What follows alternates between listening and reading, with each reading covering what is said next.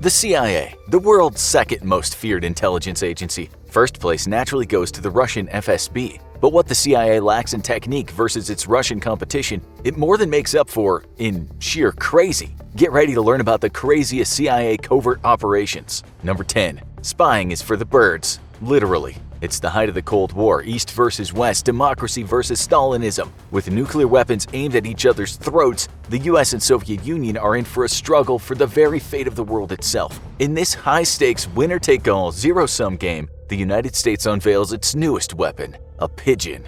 Well, not just one pigeon, thousands of them, all released in Eastern Europe with the hopes they'll drop sensors that will help the US learn where the Soviet Union is conducting chemical weapons tests. Pigeons were even trained to fly cameras over facilities, with surprisingly good quality images being returned. But pigeons are far from the only birds enlisted to defeat the Reds, and ravens are too put to task, fighting for freedom in the American way. These especially clever animals are trained to drop off listening devices on windowsills that are otherwise inaccessible. And in at least one operation, a red laser beam was used to guide a raven to a target, drop off the bug, and return to its handler with the use of a special lamp. Sadly, that particular operation yielded no usable intelligence as the bug failed to work properly. But the CIA would go on to successfully use birds in many still classified operations. With the ability to fly loads up to 40 grams, there's little doubt that in today's age of smart, miniaturized electronics, birds are once more on the front lines of the CIA's covert wars. But the CIA's next crazy operation truly takes things out of this world. Number 9. Flying saucers from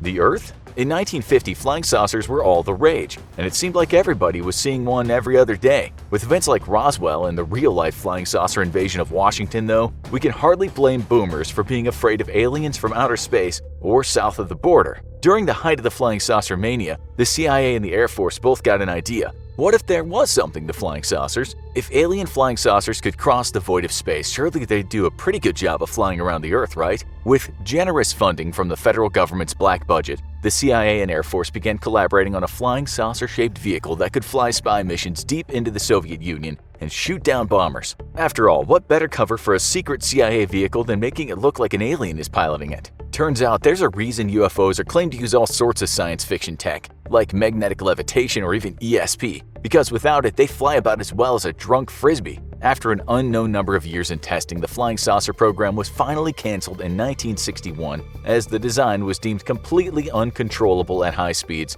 and aerodynamically unstable. The CIA is meant to protect Americans, but the next crazy covert operation made the CIA an enemy of the American people. Number 8. Operation Blame the Cubans. It's 1962 and the Soviets have done the unthinkable. Cooperate with Cuba to place Soviet military forces literally next door to America. You know, sort of the way that the US had placed nuclear missiles in Turkey and on the Soviet Union's doorstep. Something had to be done about Cuban-Soviet cooperation before the relationship got too chummy, and that something was an invasion. Only one problem: how to justify an invasion of a tiny country that had absolutely nothing to do with the US. No worries, the CIA quickly came to the rescue. Proposed to President John F. Kennedy, who immediately rejected the idea and fired more than a few of the CIA's top brass. Operation Northwoods was a convoluted plan to, in essence, carry out terrorist attacks all across the US and blame them on Cuban operatives. Plans included assassinations, the bombing of a restaurant in DC, riots, and other acts of terrorism. Basically, the CIA was seeking permission to go all Grand Theft Auto on the US and then blame it on the Cubans. Thankfully, Kennedy immediately shot down the proposal, and along with it, the careers of several CIA personnel. Who says the CIA doesn't have a heart, though? The next CIA operation was all about turning former enemies into close new friends. Number 7. Operation Paperclip. After long years of fighting Nazi Germany, one thing was clear: Nazis were terrible. But they were pretty brilliant about coming up with ways to kill people. With the freeze of the Cold War setting in, the United States desperately needed some of that good old-fashioned Nazi murder know-how for itself. Barely 1 year after the end of hostilities, the US president authorized Operation Paperclip, handled by the Office of Strategic Services and predecessor to the CIA. The goal of Paperclip was simple: lure or threaten former Nazi scientists into making the move to the United States and working for America, with the other option being getting swept up by Soviet KGB agents and forced to make missiles in Siberia. It wasn't exactly a hard sell getting Nazi scientists to make the move out to sunny California. The project remains one of the most controversial aspects of the post-World War II period, as many Nazi scientists who should have rightly been tried as war criminals were instead granted a free pass to live a very comfortable life in the US in exchange for their genius. One man in particular, Werner von Braun, helped establish the American space program and masterminded the Apollo missions, but received lifelong criticism for his role in developing V-2 rockets to be used on civilians in Britain. The next CIA crazy covert operation is one they don't want you learning about, so feel free to shut this video off now. No, really, Uncle Sam would thank you. Number 6. Let the CIA do your thinking for you. The Cold War was a terrifying time for the world, with the US and Soviet Union locked in a bid for global supremacy. There was just one problem. Why should an auto plant worker from Detroit or a farmer from the Russian Urals care? What stake did the average Soviet or American citizen really have in the world's greatest international penis measuring contest to date? Turns out the average Joe on either side of the Iron Curtain had little stake in the posturing between East and West, but the CIA and KGB were here to fix that. Operation Mockingbird was a still little understood operation undertaken by the CIA to convince Americans that Russians were bad. While the full extent of the CIA's reach is still not known, a former investigation in the 1970s revealed 50 journalists at the country's most influential newspapers all had secret links to the CIA and were compensated to run CIA-approved articles. The program was eventually shut down for, ironically, mirroring the exact same press manipulation and intimidation tactics that the Soviets used and freedom-loving apple pie-eating Americans were supposed to abhor. Still, rumors persist to this day that the program never really ended, with QAnon believers now claiming that every headline they don't like is part of Operation Mockingbird. Like survival challenges, pooping in the woods, and learning to fight like a guerrilla fighter? Well then, the Cold War-era CIA sure had a job for you. Number 5. The CIA created the original doomsday preppers. During the Cold War, nothing kept the CIA awake at night more than the thought of Soviet tanks steamrolling the free countries of Western Europe. The paranoia of a Soviet invasion was so high that the CIA and US military, along with NATO members, cooperated in the creation of a top-secret counter-invasion force, codenamed Operation Gladio. Members of NATO set about creating secret armies, personnel from all walks of life who would remain behind in case of Soviet invasion and engage in a guerrilla war of resistance. The plan was simple. Without using nuclear weapons to stop them, Soviet armies would easily reach all the way to France before the US could transfer the bulk of its forces to Europe. Rather than fight a certain-to-be-lost battle, nations all over the border with the Soviet bloc would fight retreating actions while leaving behind large amounts of clandestine forces. Once the Soviets swept past them, these secret armies would rise up and wreak havoc on Soviet supply and communication lines, grinding the Soviet advance to a halt. Operation Gladio was so secret that even some of the highest-ranking members of government and military in the nations these secret armies were staged in had no idea of their existence. It would only be at the end of the Cold War that the secret of these ghost armies would finally be revealed. Ironically, the world would also learn that despite all the paranoia, the Soviet Union didn't have a single plan to ever preemptively invade Western Europe. And it was in fact just as terrified as the West that NATO would invade it first. The next crazy CIA covert operation was definitely the cat's meow. Number 4. Eavesdropping kitties. The internet loves cats. This is a fact. Turns out the CIA also loves cats, or at least used to. Operation Acoustic Kitty may have sounded like a traditional codename meant to throw off anyone who learned its name as to its true nature, but for once this codename was spot on.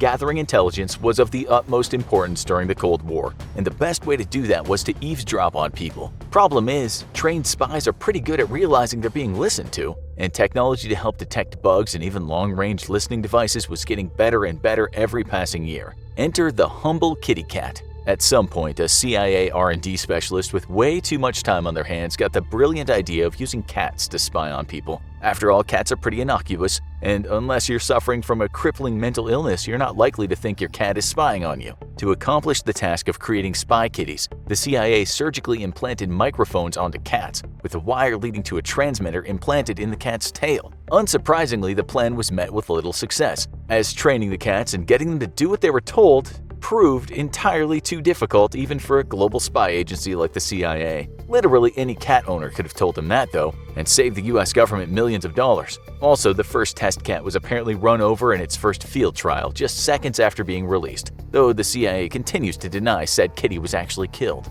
Let's face it, when the Cold War started, the Soviet Union didn't just have the better spy agency, they had better technology, but the CIA was determined to change that. Number 3. Borrowing a Soviet satellite. In the 1960s, it was clear the Soviets were winning the space race, with America coming in at a distant second. The Soviets didn't just trumpet their accomplishments in space, though. They decided to rub it in America's face by putting the Lunik satellite on a world tour. As the first spacecraft to approach the moon and return, it represented the state of the art at the time and the cutting edge of human exploration. While the Lunik was on tour, the CIA decided it would borrow the spacecraft for a night and take the entire thing apart bolt by bolt to learn everything it could about Soviet space engineering. The truck carrying the satellite was intercepted and the driver encouraged to take the night off at a local hotel under CIA guard. Meanwhile, CIA agents and American engineers went to work on the Lunik. Over the course of the night, they photographed every square inch of the spacecraft, though sadly most of the electronics were missing. The next morning, the original driver was returned and compensated for his silence. The next CIA covert operation was perhaps their most infamous,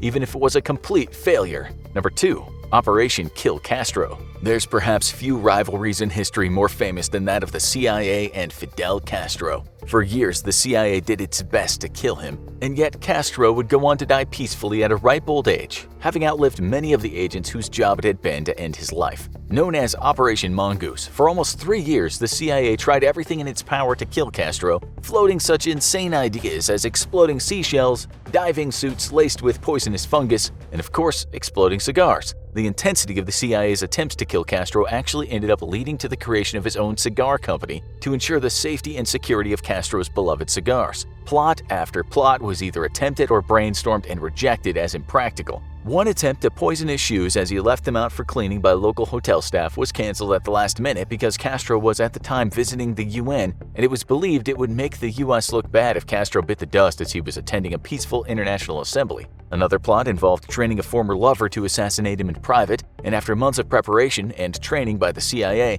the lover was sent back to Cuba and managed to spend the night with him, only to fall back in love with him and admit the entire plot. The true length and breadth of the insanity that the CIA explored in their attempt to kill Castro may never be known, but the plots that are public knowledge hint at the legacy of incredibly inventive assassination attempts which all failed or were impractical in hilarious ways. Our number 1 crazy CIA covert operation is one whose terrible legacy will never ever truly be known. Number 1. MK-Ultra. At last we have it, the single most insane CIA operation ever attempted, that we know of anyway. Known as MK-Ultra, the CIA's attempt to develop psychic powers is legendary, and without a doubt the most batshit crazy waste of taxpayer money in US history. Officially running for 20 years, MK-Ultra sought every way conceivable to control a subject's mind. Nothing was out of the question, and no idea was too insane to try. Claims by self-proclaimed psychics and mentalists were explored, their techniques analyzed and scrutinized. Chemists toiled for years to create cocktails of chemicals capable of controlling a person's mind.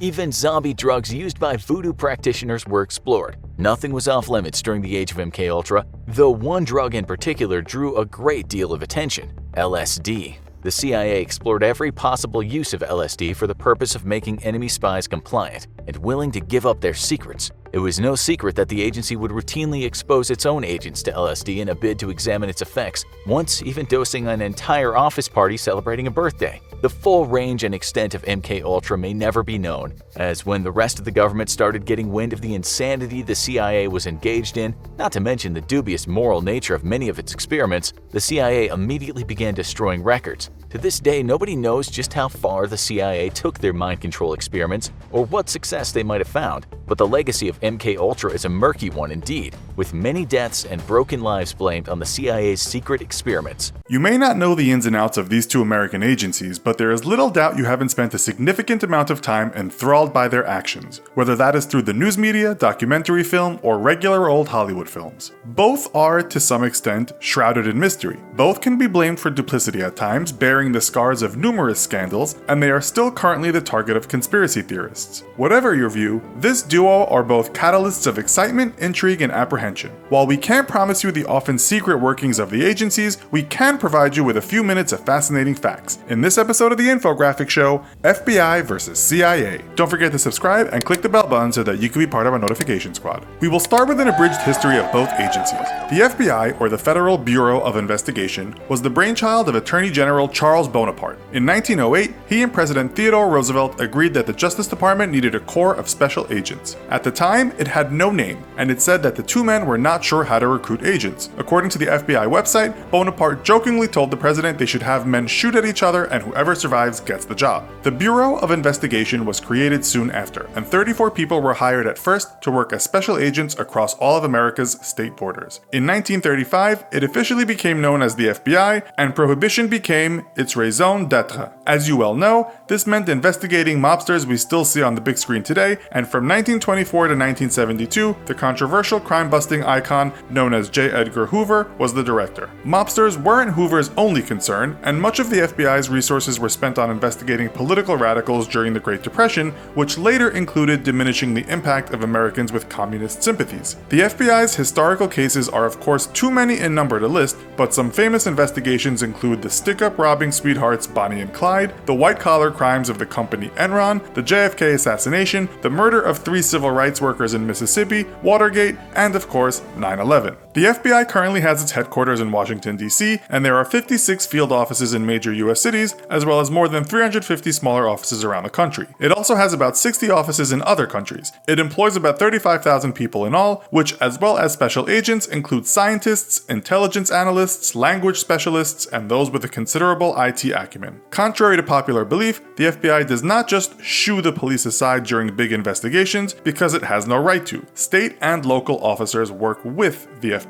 The Central Intelligence Agency, or CIA, was an intelligence agency focused on national security and not domestic crimes, though the twain can sometimes overlap. The CIA's main concerns are terrorism, weapons of mass destruction, knowing what dangers or political upheavals are happening around the world, this could be called spying, and more recently, cyber intelligence. It was created on July 26, 1947, when Harry S. Truman signed off on the National Security Act. One of the main impetuses to create such an agency was the attack on Pearl Harbor. It has been involved in numerous conflicts, again too many to recount, but those include the 1953 Iranian coup d'etat, attempting to enact a military coup in Indonesia, trying to quash all kinds of pro-communist movements around the world, the Vietnam War, and controversially arming rebel forces when the USA believed it suited them. The CIA is an intelligence agency, but one that uses its brains and brawn to manipulate countries, governments, factions outside of governments in the interest of American national security. The number of people working for the CIA is not something the agency discloses, but its employees cover many areas of expertise. It's a very secret organization, but it does release millions of pages of its findings, much of that being historical, what we might call after the fact. Unlike the FBI, the CIA website states that it never monitors US citizens, although it also states it will if there is a reason to believe that an individual is involved in espionage or international terrorist activities. Many of its workers are in Washington, D.C., at its headquarters in Langley, Virginia, but agents are also stationed, often working undercover, all around the world. Do these two agencies work together? Well, this is also a matter of controversy, and people have written books that delineate a war between the agencies.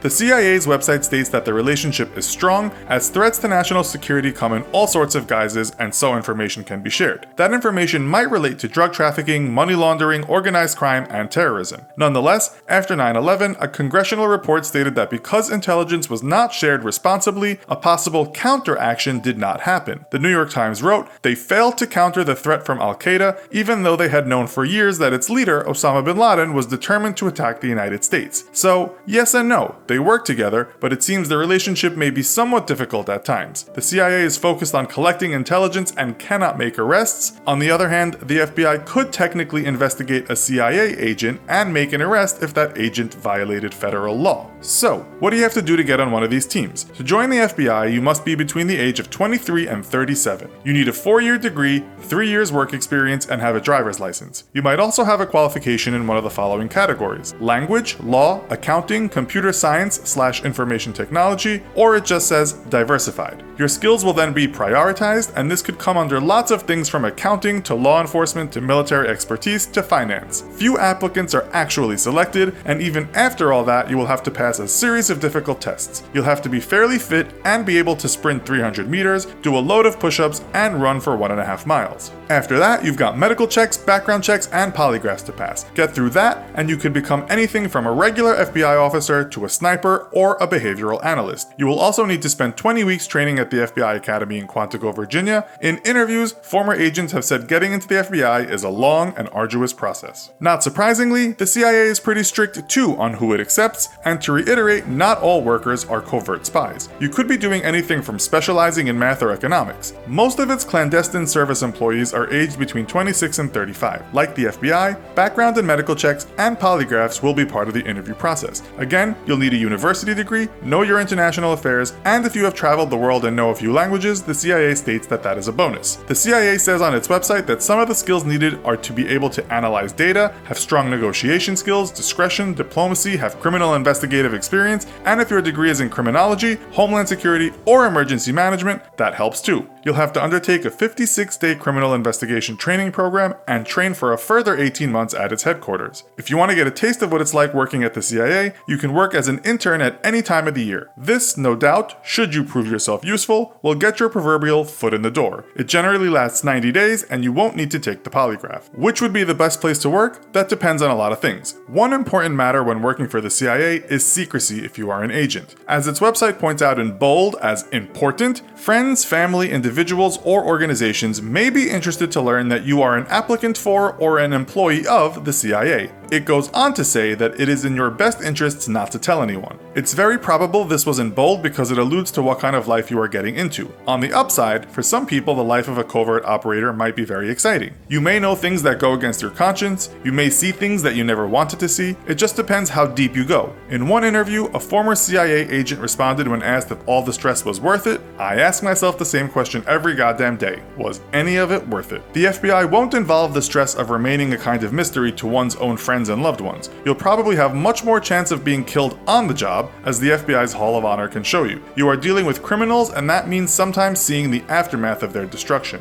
In one interview, a former agent said that was not the worst part, but the fact that you could spend much of your life away from your family. You can at least tell them about what you do though. The former agent told Business Insider, "There's only a very small amount of information that an FBI agent would not be able to share with someone. We can usually talk about what we are working on or have worked on in the past." As for wages, there are many scales when working for the FBI. A new agent, according to one salary website, receives about $47,000, but a senior agent might earn more than $130,000 a year. A CIA website puts wages for special investigators anywhere from $74,000 to $137,000. Again, it really depends on what capacity you work for these agencies. Just after midnight on February 24, 1968, a submarine set out from a major Soviet naval base near the city of Petropavlovsk on Russia's far eastern Kamchatka Peninsula. The Cold War had been playing out for years in Vietnam in the form of a grinding proxy struggle, as well as in the frozen conflict in Korea. Now, officials both in the United States and the Soviet Union feared the situation was in danger of descending into a direct conflict between the superpowers. The Soviet-allied North Koreans had captured a U.S. spy ship. In the context of this crisis, a Soviet submarine K-129 received orders to head out early for a mission in the North Pacific, its third in quick succession. The K-129 carried 3 missiles capable of delivering a nuclear payload well over 700 miles and had been in service since 1960. Powered by a diesel engine, she belonged to the 629A class of submarines, known to the U.S. as Gulf II. Gulf subs weren't at the cutting edge of Soviet technology, but were still important assets in their arsenal. With an extra-large complement of 98 officers and sailors packed on board, this patrol was scheduled to continue through May 5, making a distant approach to American waters far northwest of Hawaii. But on March 8th, the Soviet base failed to receive a planned radio transmission from the sub. The following day, the Soviet Navy began sending out a flotilla of subs, other ships, and planes to search for the lost vessel. But with as much as 1 million square miles of ocean to search, they were unable to even locate a wreck. Months later, the Soviet government would inform the families of the crew aboard the K-129 that they were presumed dead. Because the Soviet command had made no attempt to disguise the major deployment of so many warships, the US Navy immediately became aware of the operation, if not its purpose. But the Americans also had something called the Sound Surveillance System, or SOSUS, a network of advanced audio receiving equipment in the Pacific, and they'd registered an explosion on March 11th. So they were able to surmise that their adversaries were searching for a lost and now sunken vessel. Not only that, they were able to locate the site of the explosion to within 6 miles. The Soviets were hundreds of miles off in their search party, and US intelligence could examine the site without the risk of immediate interference. To take advantage of this opportunity, in what was called Operation Sand Dollar, the US Navy sent a specially equipped spy submarine. the USS Halibut, for reconnaissance. Among the photos it captured were unmistakable images of a wrecked sub on the deep ocean floor. CIA officials realized that if the US could access the Soviet submarine, the intelligence would be invaluable. But what they were suggesting was the single biggest technological challenge in their organization's history, and one of the most ambitious intelligence operations in history, period. The K-129 was resting at some 16,000 feet, nearly 3 miles beneath the ocean's surface. At such a depth, the pressure is crushing. Ordinary submarines would never dive anywhere near that. Moreover, the heaviest object ever lifted from a comparable depth weighed 50 tons. They were proposing the recovery of an object that weighed 1,500 tons, and they would have to perform the incredible lift with complete secrecy. If Soviet intelligence discovered the mission, international law would shut it down, and in the Cold War, legal battle was hardly the biggest conflict that could develop between the two nations. The CIA might seem an unusual branch of government to carry out a naval mission. You might, for instance, think about using the Navy. There were people in naval intelligence who were not pleased to take a supporting role in what they considered to be their natural territory. But by now, the CIA had for several years demonstrated the ability to develop advanced technology on the fly, employing engineers as contractors in secret projects with minimal organizational friction. So began Project Azorian, named for the Azores Islands in the Atlantic Ocean, for no particular reason. CIA codenames were essentially arbitrary. Still, this was really a new scale of research and development. The technology to lift a heavy object from the bottom of the ocean did not exist. Even mining and drilling in deep water were considered a considerable challenge. But that fact actually helped provide the mission with its cover. The story would actually be another major project of naval engineering, building a ship-based deep ocean mining rig. There would be some overlap in the equipment needed, and the building of a huge recovery ship impossible to hide would make perfect sense. If all went well, Soviet spies wouldn't even think to look for a military or intelligence component to the civilian industrial product. In 1970, the company Global Marine was the leader in development and operation of deep-sea mining equipment. They had that year successfully tested complex manipulation of seafloor drilling equipment with their ship the Glomar Challenger. Funding the research would present two challenges. First, the expensive project of course had to be given the green light from the highest levels, but there also had to be some explanation for the funding of the extensive development. To that end, the eccentric and private billionaire Howard Hughes lent his name as the mining operations investor of record, forming a shell corporation called Summa to hide the money for Project Azorian. Hughes had assisted with intelligence gathering in the past, and in addition to being a plausible funder, his inaccessibility meant he wasn't likely to be a security risk. He may not even have known or cared exactly what the real operation was, but his name added a kind of luster to the cover story, which received some interest from the press. The Hughes Global Marine venture would be the development of equipment that could gather nodules of manganese and other minerals that accumulated around sediment on the ocean floor.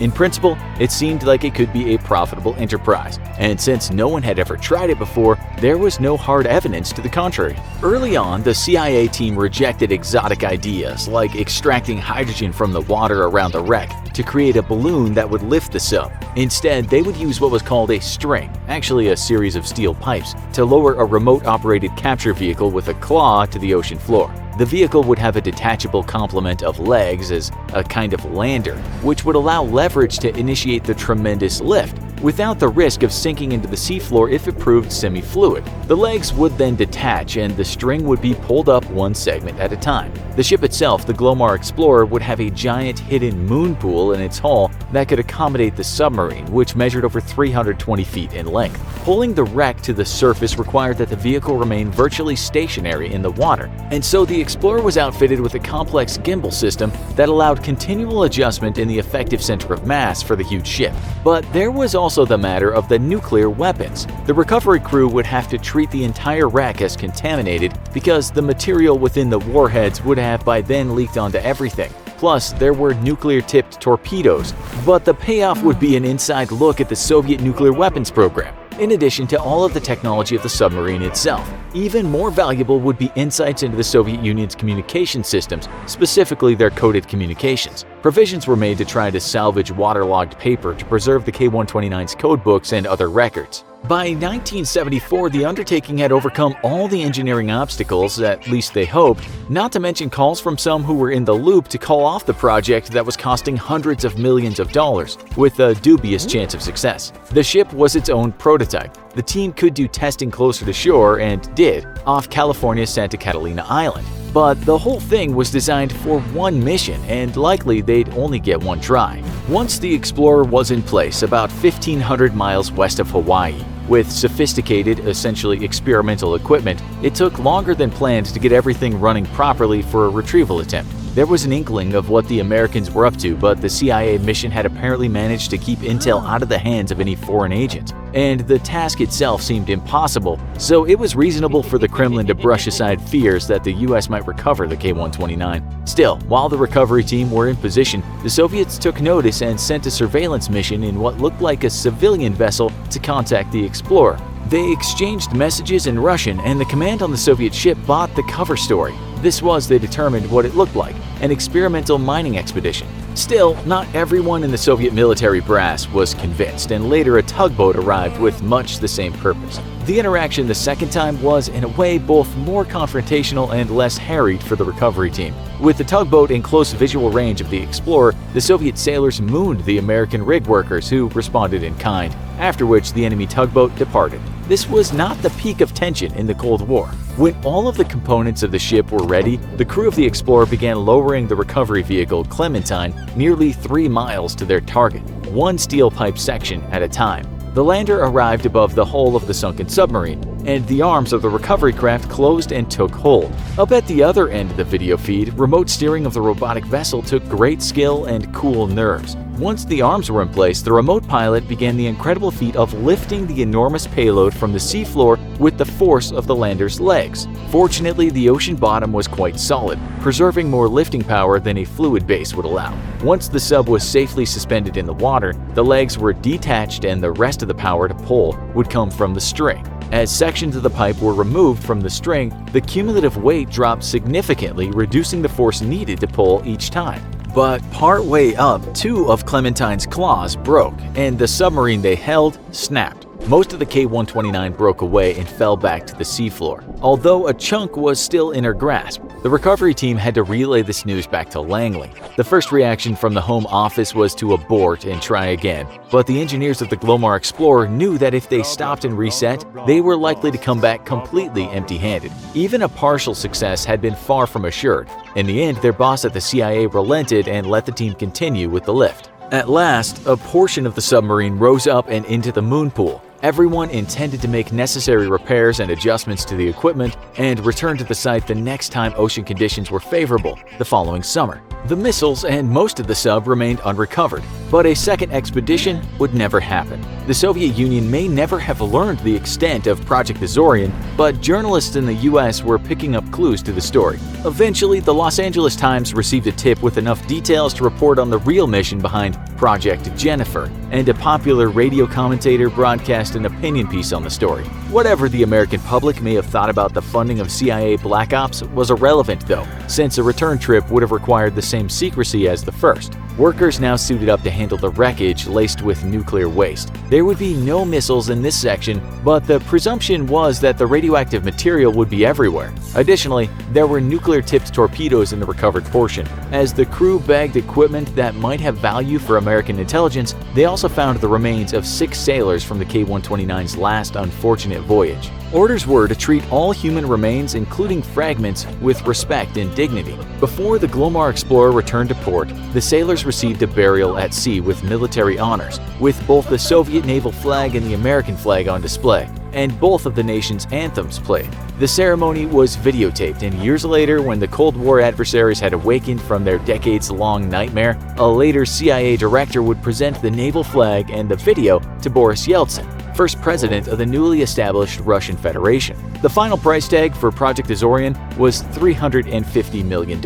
It took longer to plan than the early space missions and coincided with the Nixon era, when American confidence in the government in general was low, and the illegal abuse of secrecy was rampant. Like the space program, it did offer some spin-off technology. Almost as an afterthought, it made major advances in the field of deep ocean drilling, and the Glomar Explorer would later serve a function similar to its cover story. The requirements of détente with the Soviet Union necessitated a calculated silence about the program, since an acknowledgement by the Americans would embarrass their adversaries, unhelpful in strategic negotiations. In fact, it was in response to Freedom of Information Act requests about the project that the CIA developed its so-called Glomar response, that it would neither confirm nor deny a matter in question. But parts of the project were declassified in 2010 following the release of Michael White's 2009 documentary Azorian, The Raising of the K-129. Josh Dean's The Taking of K-129, published in 2017, provides most of the details of our coverage, but the exact extent of the intelligence that was gleaned from the K-129 remains a secret. The CIA and the KGB, two Cold War juggernauts who jockeyed for advantage against each other for decades throughout the Cold War, launching countless campaigns against each other that resulted in proxy wars, assassinations, and even entire cultural revolutions. The rivalry between these two great spy agencies nonetheless very often helped prevent all-out nuclear war. But which agency was truly the greatest spy agency in the world, and which was ultimately more successful than the other during the 45 frigid years of Cold War? During World War II, American President Franklin Roosevelt was concerned about the lack of American intelligence capabilities. American isolationism, which had dictated so much of the USA's foreign policy before and after World War I, had given rise to a wholly insular attitude toward the rest of the world amongst American leadership. Thus, while great powers of Europe frequently made use of covert intelligence agents against each other, and even America, the US found itself with no such capabilities at the start of World War II. The British needed their American allies properly in the fight, and thus dispatched one of their intelligence chiefs to the US in order to teach their rebellious colonists how to undertake the dastardly acts of ungentlemanly warfare. From this initial training program, the Office of Strategic Services was born, and American commandos would undertake many daring missions throughout the war. After the war, the United States realized it could no longer afford to ignore the rest of the world, especially since Europe had developed the nasty habit of kicking off world wars every 20 years or so. To this end, the National Security Act of 1947 established both the National Security Council, which would advise the President on defense and intelligence matters, and the Central Intelligence Agency, a bona fide spy agency tasked with both peacetime and wartime intelligence gathering. While the Americans were dipping their feet into foreign intrigue, the Russians were already old hands in the art of intelligence gathering. The KGB, or the Komitet Государственной Безопасности, Committee for State Security,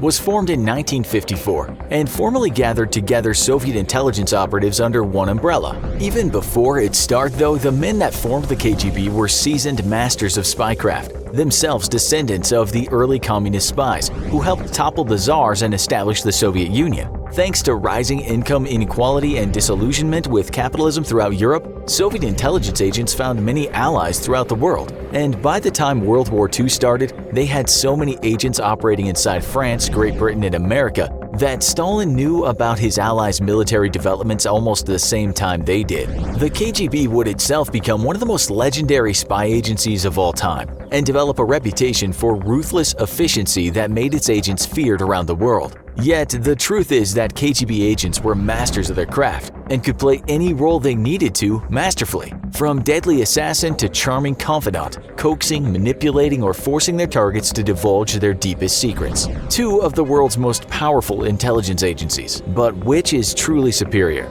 To find out, we'll look at some of each agency's greatest successes. Americans may have been new to the spy game when the CIA was first established, but what they lacked in experience and technique, they more than made up for in sheer guts. In May 1962, CIA agents got wind that the Soviets were abandoning a research facility deep in the Arctic. While the Arctic may be significantly warmer now than it was back then, in 1962 the icy conditions were so bad that shifting ice made the base's sole runway unusable. With supplies dependent on delivery via aircraft, the decision was made to pull the researchers out while a transport aircraft could still land. With the base completely abandoned, the CIA leapt on the opportunity to gather intelligence on Soviet research. The freezing conditions had made the runway unusable once more though, and with no sign of the weather letting up and fearing that the Soviets may return when it did, the CIA decided that there was only one way to get men into the facility. They would have to parachute in despite freezing cold Arctic winds gusting at high speed.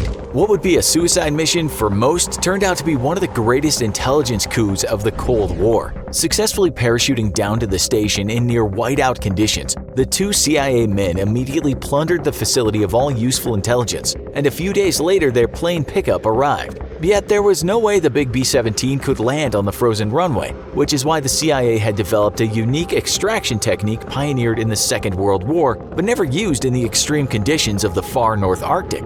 The men on the ground filled 3 balloons with helium and floated them into the sky. The skyhook system, as it came to be known, was nothing more than a hook at the end of a winch, which was itself attached to the interior storage bay of an aircraft. The plane would fly the hook into a line hoisted up by the balloon, and then the entire line would be winched up into the plane. Attached to the first balloon was 150 pounds of secret Soviet equipment and documents. The two agents on the ground, knowing that the skyhook system was extremely dangerous and thus deciding that it was more important the secret equipment and documents be rescued than them. Despite very low visibility and strong winds, the B-17 managed to snag the first balloon and hoist it up into its cargo well, and 2 passes later the agents on the ground were themselves winched to safety. Dangling beneath a plane moving at over 150 miles per hour through Arctic weather, the CIA had just proven that any lack of experience and technique on its part was more than made up for in sheer courage and ingenuity. The data recovered showed that the Soviets had been working on techniques to detect American subs under the Arctic ice and to attack them, and it helped keep the US subs hidden from prying Soviet eyes. The United States may have led the way in computer technology, but the KGB was happy to exploit America's use of its advanced computer networks for its own benefit. In the late 1960s, the US created ARPANET, or Advanced Research Projects Agency Network. This fledgling internet was used by US research labs to share data nationally on secret defense projects. When the space shuttle was announced shortly after the successes of the Apollo program, the Soviets initially believed that the shuttle was secretly a space-based bomber, something which could threaten the entire Soviet Union. Soviet Premier Leonid Brezhnev immediately tasked the KGB with plundering the secrets of the shuttle and demanded that the Soviet Union's Military-Industrial Commission create their own. As work on the shuttle progressed throughout various labs across the US, the cooperating research teams made use of ARPANET to swap data back and forth. Aware of ARPANET's existence, Soviet spies in the US soon infiltrated the computer network and teased out troves of data about the shuttle, learning that it was indeed a peacetime reusable space vehicle and not a secret spaceborne bomber. Not wanting to be outdone by the US once more in the realm of space exploration, Premier Brezhnev ordered Soviet scientists to make full use of the stolen information, resulting in the Buran, a Soviet copy of the space shuttle. In many ways, the Buran is actually superior to the American shuttle, despite using stolen information from which to base their copy and the fact that it only ever flew once. This is because the American shuttle program was beset by outside pressures exerted by various politicians, and shifting priorities constantly changed what the core mission of the shuttle should be. Forced to compromise in order to achieve a wider range of capabilities rather than a specific set of objectives, the shuttle was a fundamentally flawed design. The Soviet Buran, on the other hand, benefited from a single vision that drove its development, and the fact that Soviet lawmakers left its design almost solely in the hands of its chief architect, Valentin Glushko. While the Soviet Union was training and arming North Vietnamese forces during the Vietnam War, it had provided great amounts of aid to the North Koreans and the Chinese during the Korean War a decade before that. The CIA got the chance to take its revenge when the Soviet Union invaded Afghanistan in 1979. Even before a single Soviet tank rolled into Afghanistan, though, American agents had already uncovered intelligence that showed the Soviets were about to invade. For 6 full months before the invasion, CIA agents were already busy training Soviet Mujahideen and arming them with modern anti-tank and anti-air equipment. Much to the surprise of the Soviet commanders, the moment their troops stepped foot into Afghanistan, they came under fire from advanced precision weapons, such as Stinger missiles, which downed nearly 300 helicopters and 100 airplanes. Grooming contacts in the Pakistani government, CIA operatives ensured that shipments of weapons, medicines, and other vital supplies made their way to Afghan warriors, who put up such a stiff resistance that the Soviet Union was forced to withdraw a decade later. While many factors played a role in the collapse of the Soviet Union and America's triumph in the Cold War, the quagmire of manpower and capital that the CIA had turned Afghanistan into for the Soviets was a key factor in bankrupting the Soviet Union. Even before the KGB's official start, though, the men who would later birth the legendary spy agency had already achieved the greatest intelligence coup of the 20th century. In the years before World War II, modern physics hinted at a bomb with a potential for explosive power that could only be described as apocalyptic. Dubbed the atomic bomb, various nations around the world launched research programs in a frantic race to be the first to develop these doomsday weapons. At the time, many of the world's top physicists lived in Germany, or territories which quickly fell under German influence, and thus they fled their homeland seeking safety in the Soviet Union, France, Great Britain, and the US. As World War II began, the British undertook a great effort to gather up as many of these brilliant physicists as they could, in order to keep them from falling into Nazi hands. The Soviet Union lacked the scientific expertise of Great Britain or the US, however, and in a bid to ensure it was not left out of the race to develop a nuclear weapon, it very quickly got to work infiltrating the nuclear programs of Great Britain and the United States. If the Soviets could not develop their own bomb, they would steal the knowledge to build one from their allies. German refugee theoretical physicist Klaus Fuchs was one of the many scientists scooped up by the British, who fully vetted the young scientist and quickly shipped him to the United States, where the world's greatest concentration of scientific genius was gathered with a single goal: beat the Nazis to a working atomic bomb. Fuchs proved an invaluable addition to the Manhattan Project, and his work sped along the development of a working bomb. Unfortunately for the US and Great Britain, though, Fuchs was also a Soviet agent. Recruited by Soviet intelligence and groomed to spy on their behalf, Fuchs was just one of many Soviet spies who had penetrated the Manhattan Project so deeply that Soviet intelligence knew of its existence even before the American FBI did. The stolen work would ensure that just 4 years after the end of World War II, the Soviet Union had its own nuclear weapon. Both the CIA and the KGB are legendary agencies in their own rights, and both sides scored incredible victories against each other throughout the 45 years of the Cold War. Yet, in the end, the KGB is widely acknowledged by intelligence officials around the world as being the superior spy agency, with capabilities so extensive that for almost 10 years the CIA feared recruiting any Soviet agents for fear of being penetrated by moles. While the US enjoyed the security of two oceans for the first half of the 20th century, Russian agents were fighting a covert war against their own czars, and eventually the other great powers of Europe. This vast experience helped produce one of the most sophisticated and capable spy agencies that the world has ever known. And despite its eventual end with the collapse of the Soviet Union in 1991, its capabilities have been passed on to a new generation of intelligence agents who now work for the Russian Federal Security Bureau. Periodically, the CIA discloses millions of pages in declassified documents that become part of the public record. In these, many top-secret projects and studies of the past are revealed that many find surprising, if not unbelievable. Some of the craziest may be rather embarrassing, if not flat-out damaging to the CIA's reputation. Let's explore some of the weirdest government-sanctioned operations with psychics, cats, drugs, and prostitution in this episode of The Infographic Show. CIA declassified documents that will blow you away. Up until surprisingly recently, the CIA believed in psychic abilities, and they thought they could be utilized to benefit the government. According to CIA intelligence, they also thought the Russians believed the same. In fact, from 1969 to 1971, the CIA was concerned that the Soviet Union was training its citizens with psychic powers in the area of intelligence collection. Evidence suggested that the Soviets' efforts were funded by a 60 million ruble budget in 1970, which was later increased to 300 million 5 years later. In alarm, the CIA concluded that efforts must have been met with success to justify this additional expenditure. Not to mention the large number of suspected technicians and scientists involved. The CIA decided that for their country's future security, they too needed to investigate psychic powers. To this end, the CIA created several programs to study remote viewing, or the ability of an individual with psychic abilities to perceive something that a normal person cannot, because it's obscured from view, far away, or happened at another point in time. In other words, something understood using only their minds and without the use of sight, hearing, touch, taste, or smell, and in absence of being given any information via person or device or the use of simple logic.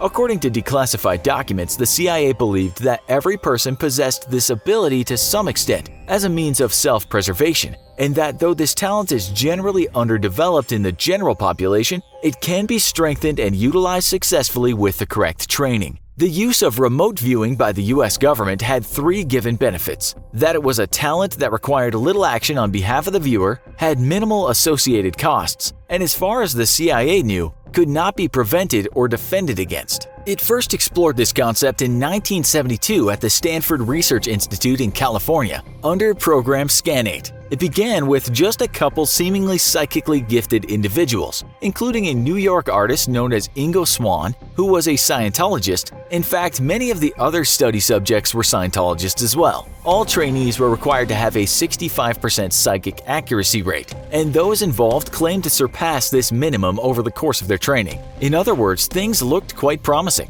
The CIA also reached out to television personality Uri Geller, who had made himself famous by allegedly bending spoons with his mind. They tested Geller's ability in 1973. To do this, the CIA placed him in a room shielded from sight, sound, or electricity. They then picked a random word from a dictionary, illustrated its meaning, and taped it to a wall outside of the room Geller was in. For the word fuse, the experiments drew a firecracker, and Geller sketched a drum, or as he described it, a cylinder object that made a sound. For the word bunch, experimenters drew 24 grapes. So did Geller. 24 of them exactly. However, when a scientist later drew a picture of a rabbit, Geller was unable to replicate anything similar. It wasn't his only failure. Though his initial experiments still convinced the CIA of his gift, others later labeled him as a fraud. Then came projects where this supposedly effective skill was applied in sensitive matters of government security, such as the proposed 1977 Gondola Wish program, thought up by the Army Assistant Chief of Staff for Intelligence. The given purpose of the program was to train personnel to collect sensitive intelligence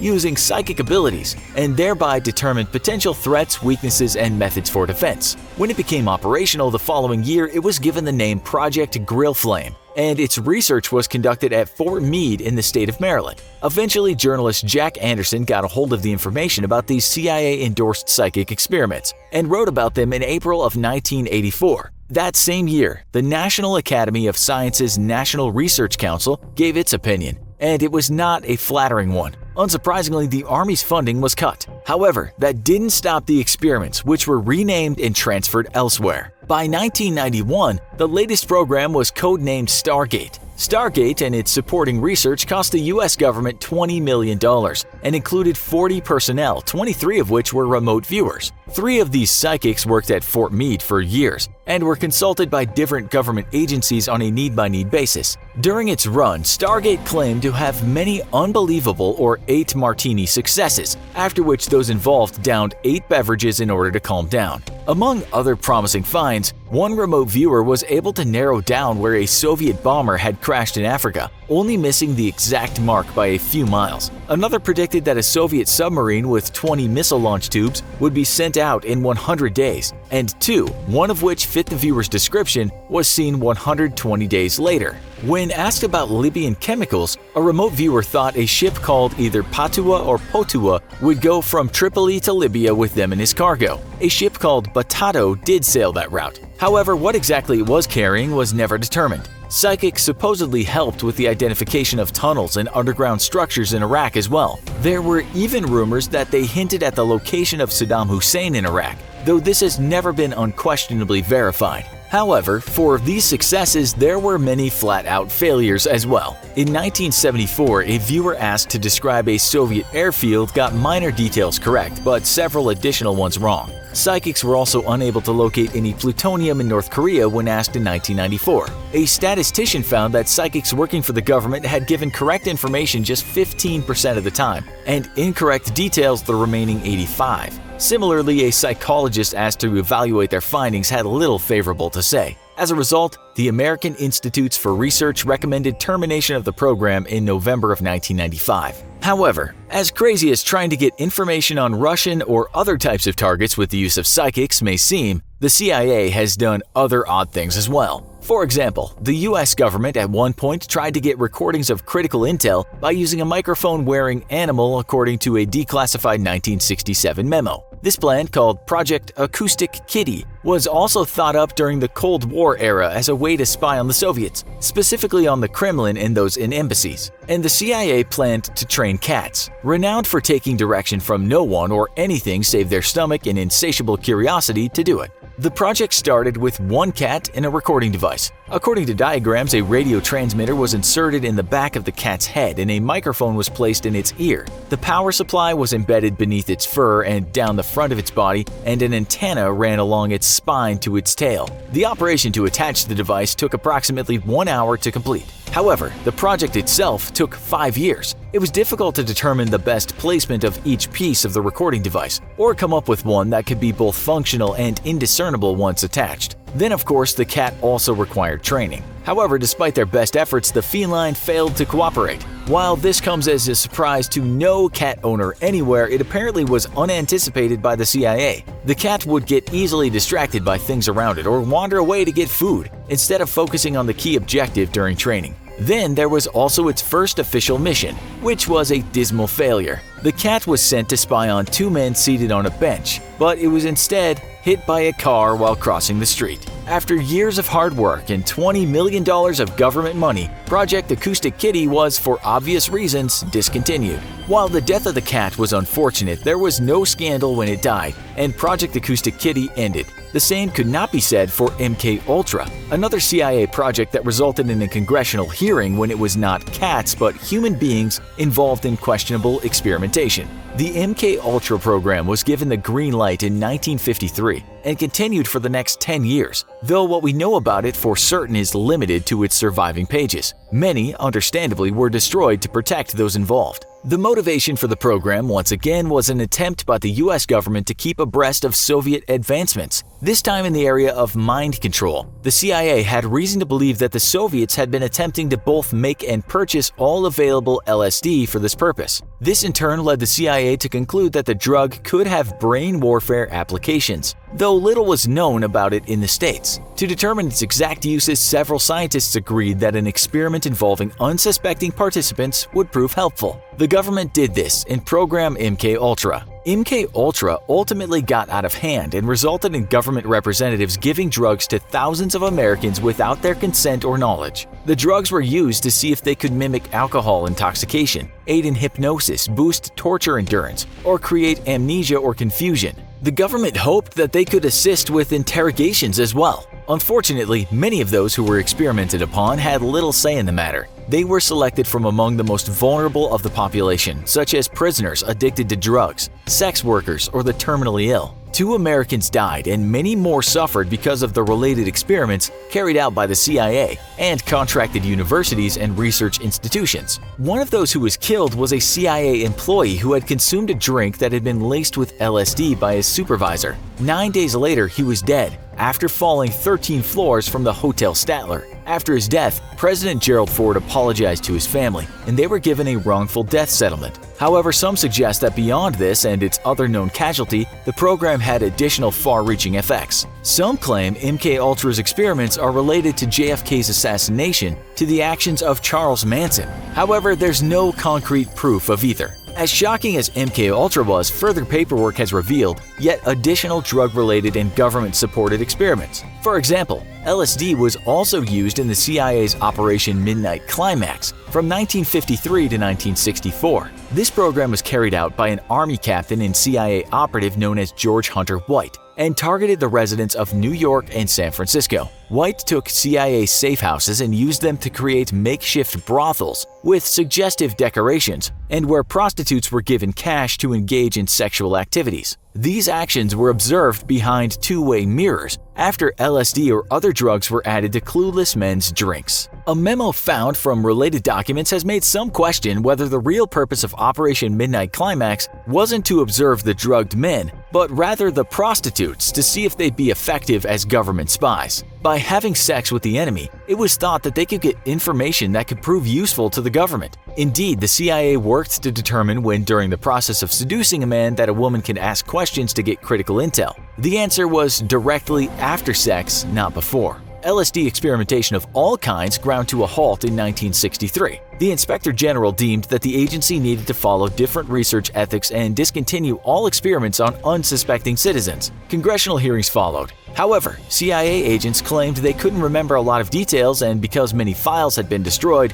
little could be done in the area of accountability. Given the documents we do have that detail these shocking government-initiated events, missing pages make us wonder just how much and what exactly remains unknown still. It's pure luck that some documentation of MKUltra was mistakenly left behind, while the rest was destroyed. However, the CIA could have avoided the resulting outrage or bewilderment by simply having used better logic and judgment, and never having done most of these operations to begin with. Psychic experimentation and drugging citizens are clearly not the greatest ideas, and who in their right mind would try to train a cat? Imagine you're a spy deep undercover, and you have to relay a message to another spy without saying a word. Short of telepathy, how could you possibly convey a secret message without anyone realizing it? Well, how about your shoelaces?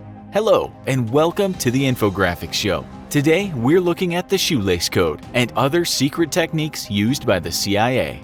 During the height of the Cold War, the world hung on the brink of nuclear annihilation as the Soviet Union and its Soviet bloc allies prepared for war against the United States and NATO. Each side knew that in the case of war, every single advantage possible would have to be exploited to try and avert all-out destruction. And so the golden age of spying began. For deep spies undercover, though, it was vital to be able to communicate with their handlers or other spies without being detected, as a good spy assumes he is and probably was under surveillance 24/7.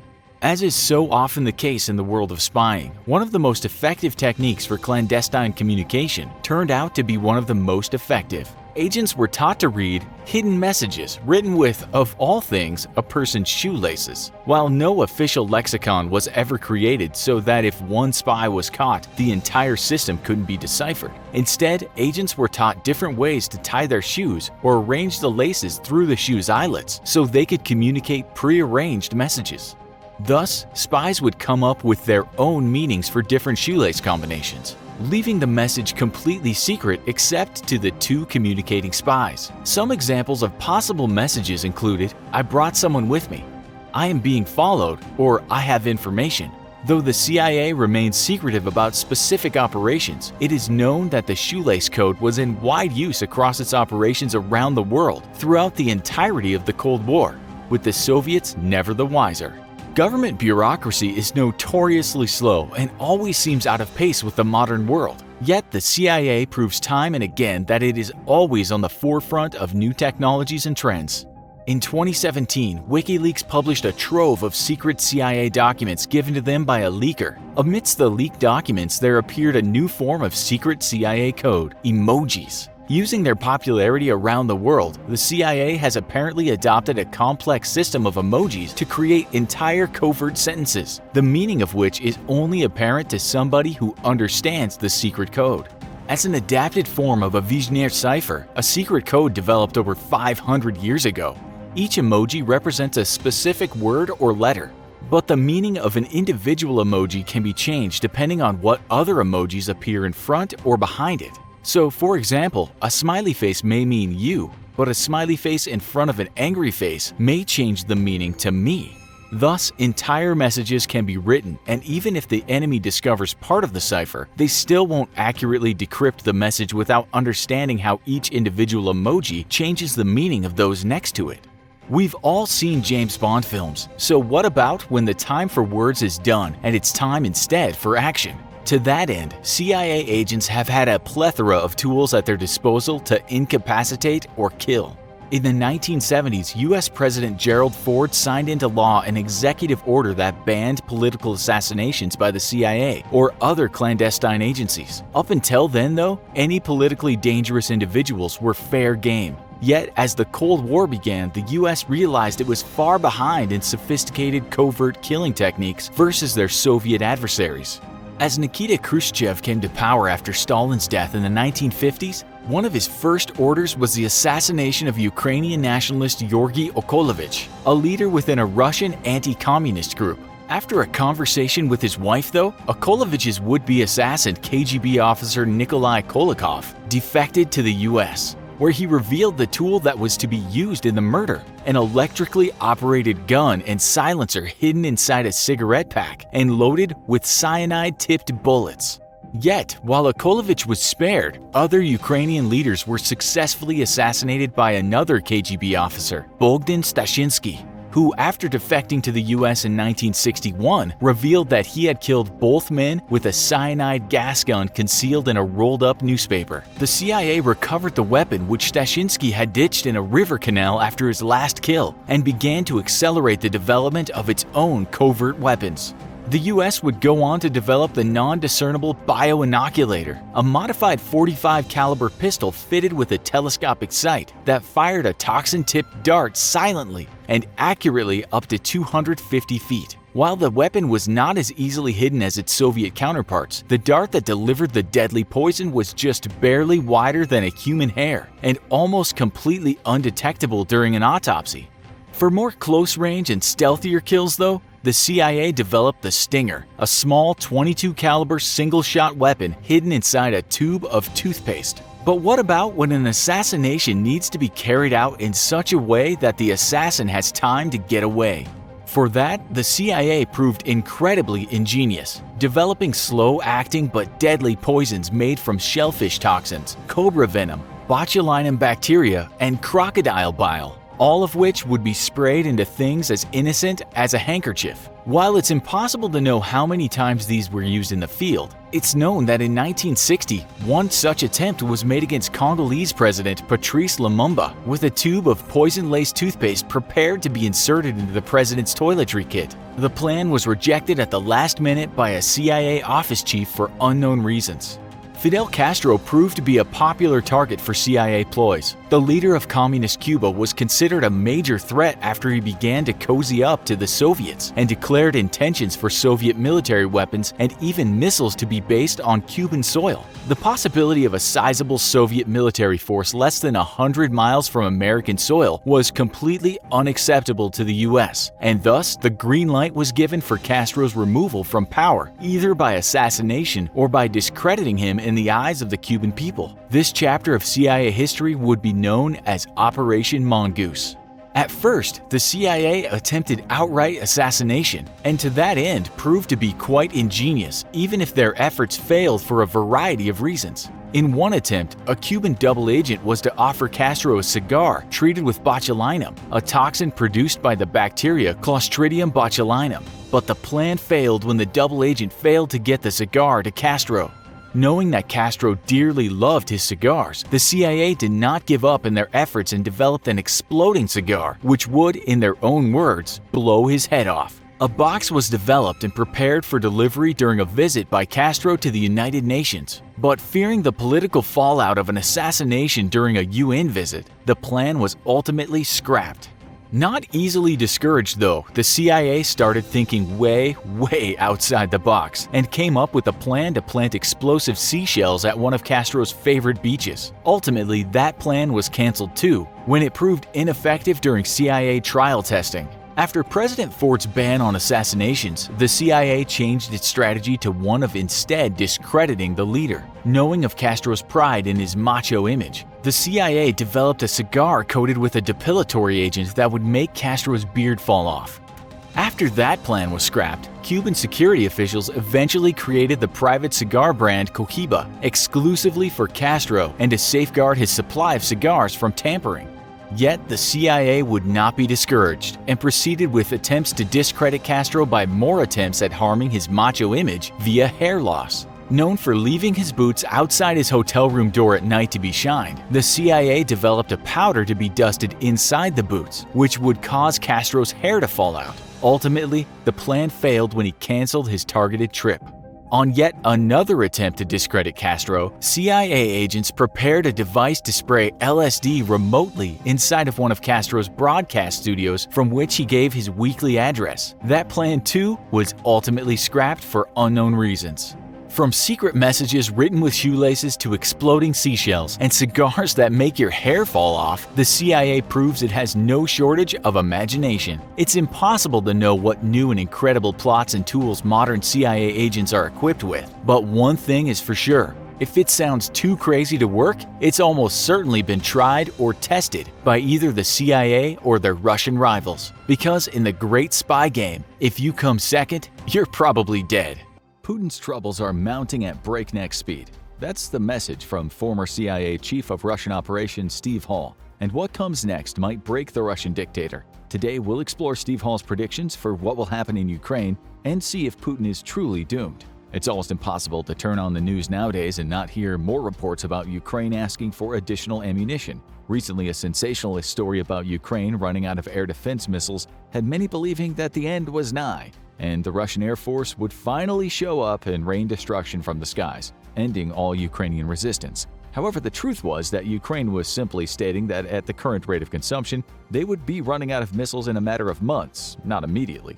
Likewise, Ukraine has famously been running into supply shortages of shells for its artillery as well as other more specialized kit like GMLRS rockets for its HIMARS. But what might surprise you is that Russia is having the exact same problems, if not worse. Russia's ammunition problems are becoming just as acute as Ukraine's, but unlike Ukraine, Russia doesn't have the advantage of a global coalition of allies and partners willing to shoulder the burden of resupplying it. Russia's global coalition instead consists of Iran, reportedly South Africa, and China on the down low. The advantage that Russia has had over Ukraine, however, was a massive stockpile from the Cold War when everyone was hoarding ammo in anticipation of Armageddon. But that stockpile is running dangerously low.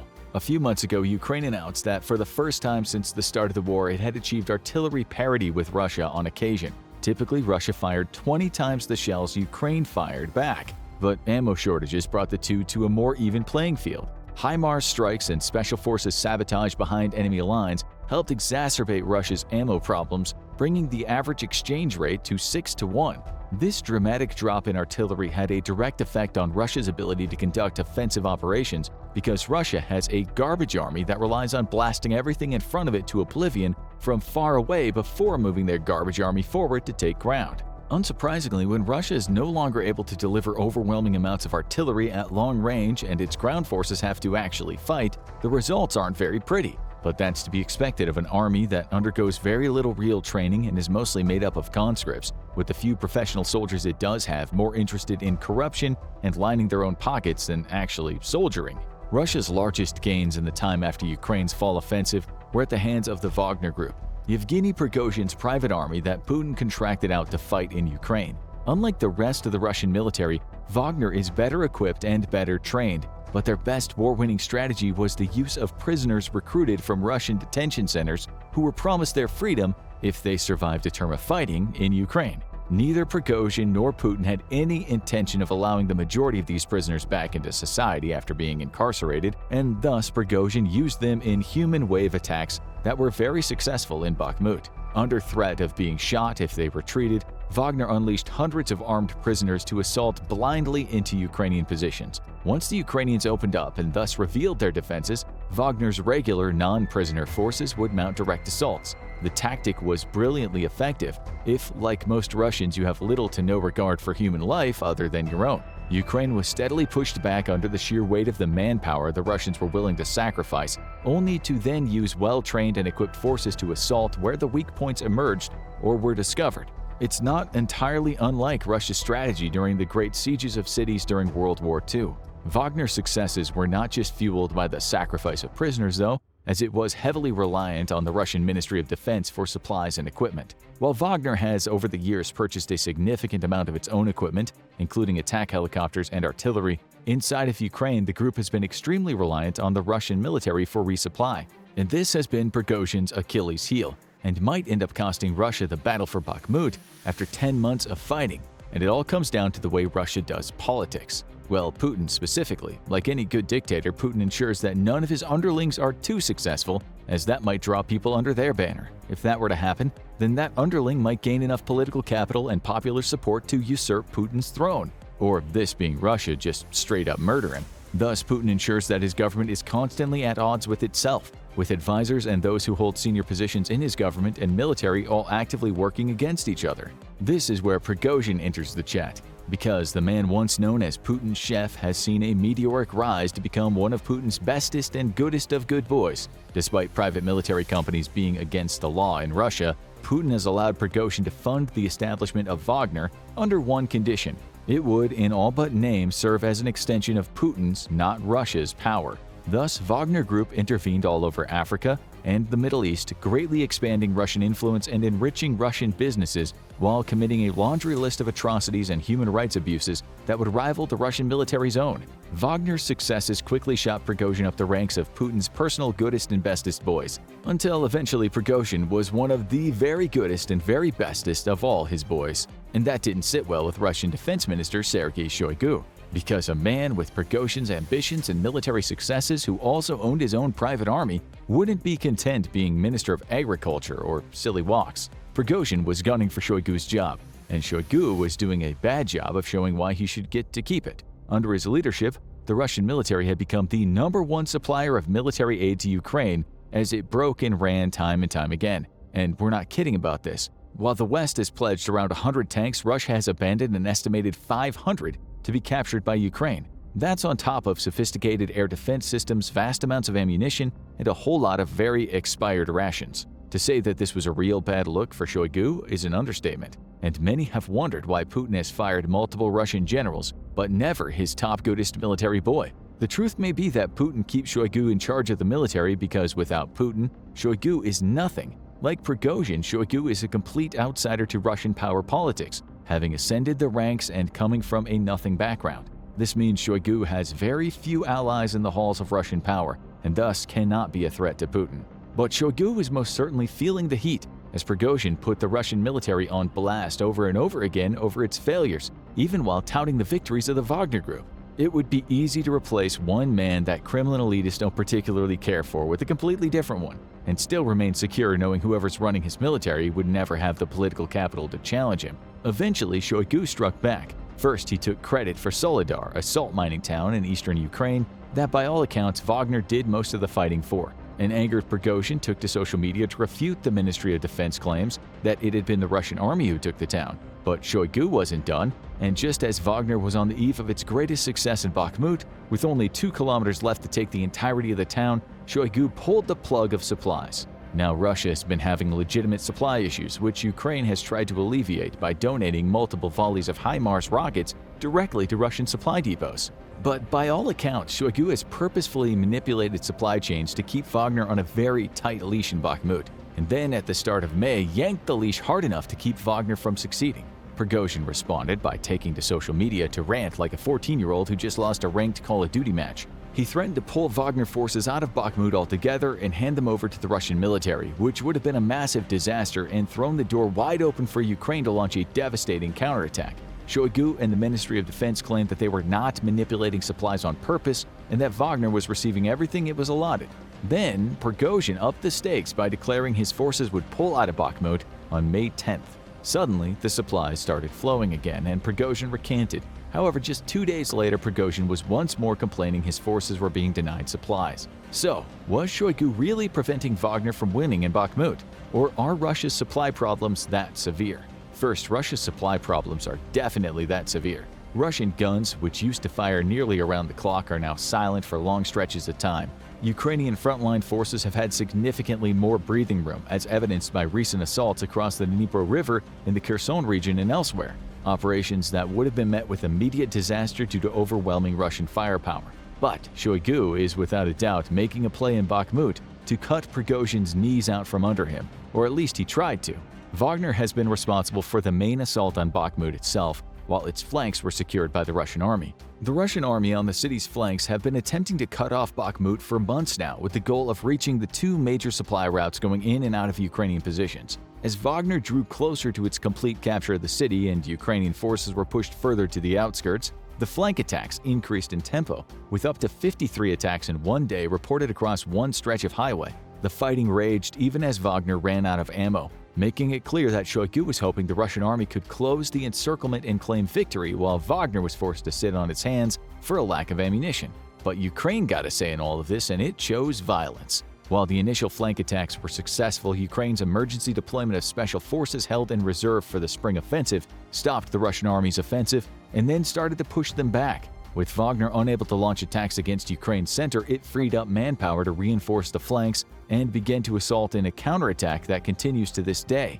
In fact, Prigozhin has recently taken to social media once more to berate the Russian forces, which have been slowly but steadily ceding ground to Ukrainian attacks and potentially leaving Wagner's flanks completely exposed. Prigozhin's latest attacks against the Russian military have bordered on outright sedition. He's claimed that the Russian army forces have broken and ran at first contact with the Ukrainians, and states that the Ukrainian counteroffensive is in full swing. However, Ukrainian soldiers on the ground confirmed to CNN in an interview that the forces which were cutting and running were actually Wagner troops, while Russian regular army units were holding their ground until they were defeated. And as far as the coming counterattack, there's no sign yet that Ukraine has launched its full offensive, with actions around Bakhmut being part of the regular ebb and flow of the ongoing 10-month battle. Prigozhin didn't stop there though, as in an incredibly rare event he seemed to lash out directly at Putin. In one of his broadcasts, Prigozhin appeared to vent frustration aimed squarely at Putin. As his troops once more ran out of ammunition and the Bakhmut flanks came under attack, Prigozhin stated, "And the happy grandfather thinks that he is good. If he turns out to be right, then may God grant everyone health. But what will the country do, our children, grandchildren who are the future of Russia? And how can we win this war if, by chance, and I'm just speculating here, it turns out that this grandfather is a complete shithead?" Putin is frequently referred to as the grandfather by the Russian military and political leadership, and Prigozhin's statement seems to be taking aim directly at Putin in what would be the most public and radical critique of Putin by any senior official. Prigozhin was quick to walk the comment back when interviewed by the press, giving multiple figures in the Russian Ministry of Defense whom he states could be the grandfather he was referring to, while never mentioning Putin. However, in all likelihood, this is a sign of even Prigozhin's growing frustrations, which he is in turn now venting directly into the Russian military leadership.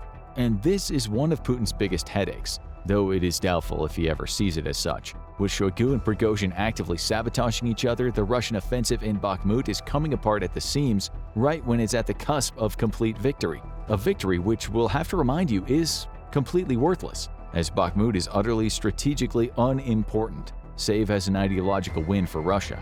The Bakhmut trauma is playing out all over the war effort though, as different factions within the Russian army all vie to undermine each other and secure their own glory and political wins. This chaos is by Putin's own design though, as he works to ensure that no one faction from Chechnya to Wagner to the Russian military becomes powerful enough to challenge him directly. Even as Russians die by the droves because of it, Putin's own future is assured. Now Putin's troubles have increased once more, and it's for once not because of its own forces. Ukraine has been begging for long-range precision weapons since the war began, but the West has steadfastly refused. It took months to get HIMARS to Ukraine, given the ability to target several dozen miles behind the front lines. But Russia responded by simply moving its command posts and supply depots further back and out of range. This had an immediate impact on its ability to operate, but did not completely disrupt its efforts the way long-range precision weapons would. Since then, the US has categorically declined to supply Ukraine with ATACMS, which would triple the range of the HIMARS Gimler's rockets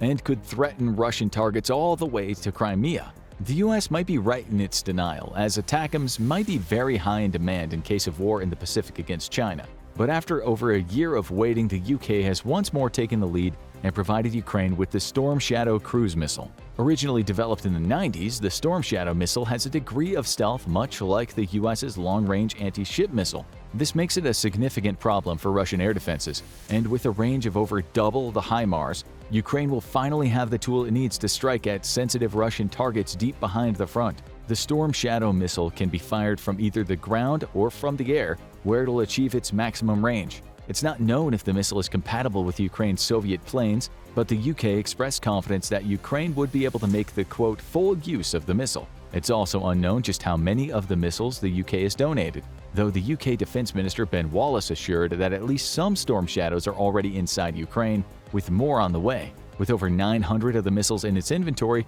the UK has plenty to spare, especially as it's now seeking to modernize the Storm Shadow and field a new, more capable variant. This means that there is a pressing need to get rid of the existing stockpile, so Ukraine might find itself with hundreds of Storm Shadow missiles if UK rearmament efforts produce a more capable evolution and begins to mass produce it. Ukraine has promised not to strike inside the Russian Federation itself, because while Russia is allowed to strike Ukrainian targets with impunity, nobody in the West wants to risk giving Putin a frowny face. Once more, Putin's crazy rants about nuclear weapons are paying dividends, as the West collectively browns its pants in anticipation of the imaginary nuclear Armageddon Putin might unleash if military bases in Russia start blowing up.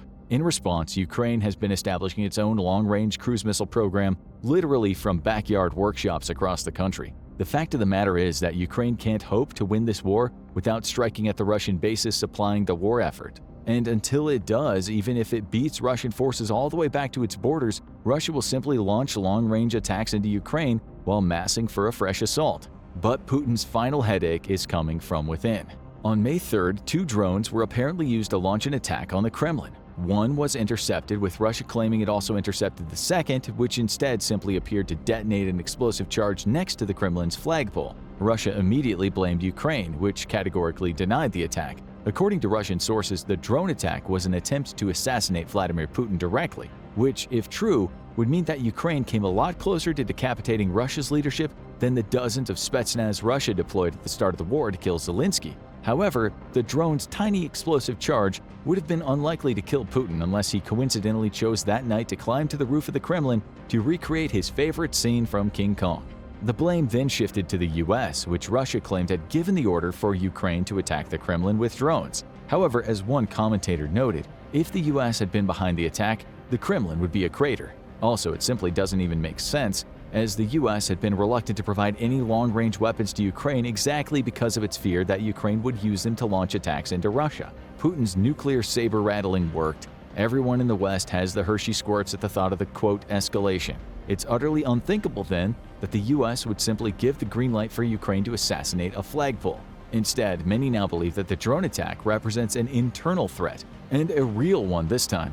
Putin is most likely the master of false flag attacks, although in truth he's simply borrowing his favorite tactic from the Russian playbook, because Russians have no problem killing other Russians to advance political goals. A false flag attack on their own border guards preempted the invasion of Finland in World War II, and Putin coordinated a series of false flag terrorist attacks to legitimize himself as president and launch a hilariously disastrous invasion of Chechnya, where Russian tank forces got their teeth kicked in by a bunch of rebels with exactly 0 tanks. But the attack on the Kremlin just might be the real deal, and the call may be coming from inside the house. Since the war began, Russian military recruiting officers have had a bad habit of spontaneously catching fire. As the war dragged on, it was now warehouses, shopping malls, railroad tracks, and even fuel facilities that were now going up in flames or exploding.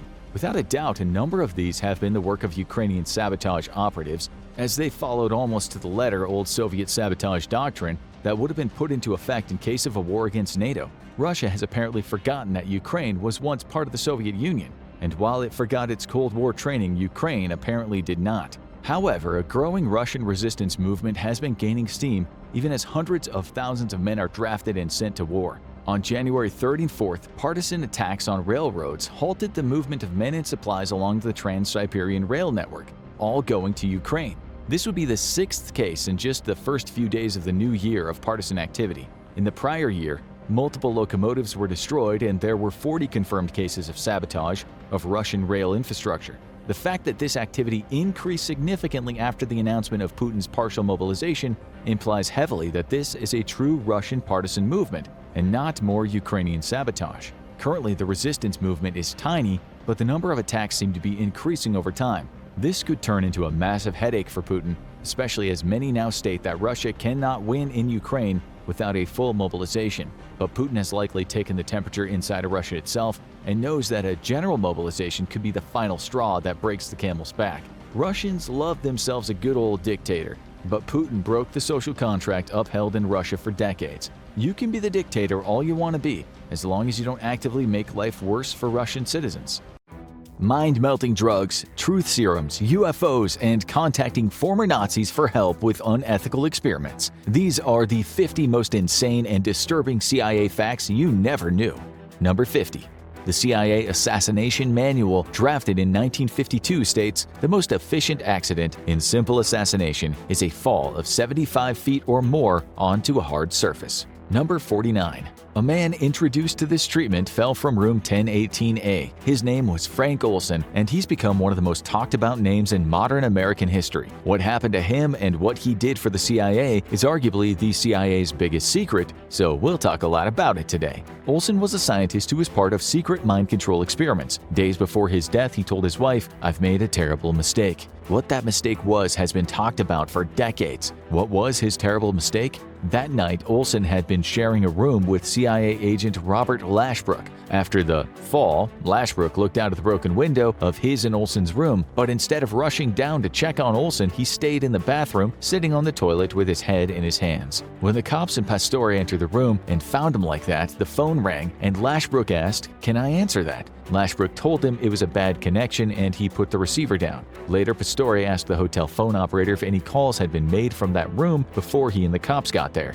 These were the days when operators had to take names and put people through. She said yes, a call had been made, which was listed as from Dr. Harold Abramson, calling from South Oaks Hospital on Long Island. She stayed on the line to eavesdrop. One man said, "Well, he's gone." The other said, "Well, that's too bad." Lashbrook denied it, but why would she have lied? Number 48. Frank Olson was a very clever bacteriologist who became a biological warfare scientist. His official job was in the Special Operations Division, or SOD, at Fort Detrick, which was where the U.S. biological weapons program was being developed. Olson got in deep, more so than other scientists. He knew the CIA's biggest secrets, and he had a conscience, which was something not really required in American intelligence. Olson saw thousands of animals being killed by the chemicals he and his team invented, chemicals one day to be used on humans. Olson's son Eric once said he'd come to work in the morning and see piles of dead monkeys. Olson had a heart. He didn't like seeing what was later reported as the deaths of thousands upon thousands of sheep, cows, goats, horses, rabbits, pigs, guinea pigs, and monkeys, at least 2,000 rhesus monkeys.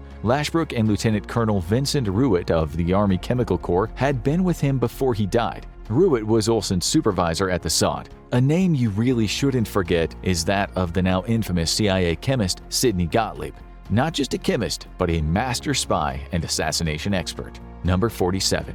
Olson was invited to a retreat to take place on Wednesday, the 18th of November, 1953, at a cabin on Deep Creek Lake in Maryland. Olson was one of 5 Army scientists from the Special Operations Division of the Chemical Corps that turned up on the day. Also at the meeting were 4 CIA scientists who were part of Operation MKUltra, which you'll understand soon. As evening approached on the second day, a bottle of Cointreau was produced and glasses were poured. Olson drank, as did the others. His drink and all but 2 other men had been spiked with lysergic acid dithylamide, LSD, an extremely potent hallucinogen that can be derived from the ergo fungi. The CIA was interested in it as a truth potion or a mind-wiping, mind-destroying drug. Number 46. The CIA led virtually thousands of operations during the Cold War years, some of them quite ridiculous sounding. One was Operation Scatole. Scatole is the compound found in poop. It stinks. That's why the operatives like to call it Operation Stinky. The scientists were asked to create the foulest substance they could, so they started to put together a chemical concoction. This was just to make enemies smell bad. Spray a civil rights leader with Scatole, and he might not go through with his speech that day. It could be useful if you could stink a place out. Evidence shows one plan was to spray it on Black Panther newspapers to disrupt distribution. Number 45. Many of the people who ended up working for the CIA had, during the war, been employed by the Office of Strategic Services, or OSS. One of them was Boris Pash, who'd been a Hollywood high school teacher before the war. At the end of the war, he was part of a team charged with investigating the so-called father of the atomic bomb, Robert Oppenheimer, to find out if he was a Soviet spy. He wasn't, but Pash didn't stop there. He worked with the CIA post-war on a program called PB-7. This was an operation handling what the CIA called wet affairs, which meant things such as kidnappings and assassinations. Wet because they were often bloody. Pash also worked for the creepy-sounding Health Alteration Committee, a euphemism for murder or maiming. The committee existed from 1952 to 1968. During that time, one of their operations was to dose a high-ranking politician in the Philippines with LSD. Another operation was to get a fancy handkerchief to the Iraqi leader Abel Akarim Qasem, who came to power after the Iraqi monarchy was overthrown. The SOD had created a substance so that as soon as anyone used that handkerchief, they would die. Number 44. At the end of the war, Camp Dietrich scientists worked on a new poison under Dr. Hermann Sommer. He had his scientists collect paralytic shellfish poison as much as they could get. They worked with a herpes-like virus and a botulinum toxin that could be sprayed into someone's face to cause paralysis and death. The documents show they'd even worked with substances that could induce cancer through covert means. Documents show at one point a former FBI agent named Robert Mayhew was given several capsules, each containing a deadly dose of botulism. The agent passed them on to mafia kingpin John Handsome Johnny Rossellini. The CIA often used gangsters to do their hits for them. Sometimes the gangsters were then allowed to go on with their business, which was filling America's streets and slums with heroin. Investigations showed the CIA tested some of those products in Haiti and Guyana because, as a former SOD researcher explained, there were no laws or rules pertaining to what we were doing. He added the people we used in these experiments were of no consequence to anyone. Families, relatives were no problem. Number 43. In Berlin, some terrible things happened. Frank Olson made trips to Germany where suspected former Nazis or real former Nazis were interrogated at safe houses. It didn't sit well with Olson. He was there when they interrogated the so-called expendables, whose interviews were called terminal. They had a suspected Soviet agent in a Berlin safe house and gave him an unknown substance. The now declassified documents read, "Examination at redacted clinic identified sickness caused partial dissolution of brain tissues. Now redacted husband redacted is developing similar symptoms." Number 42.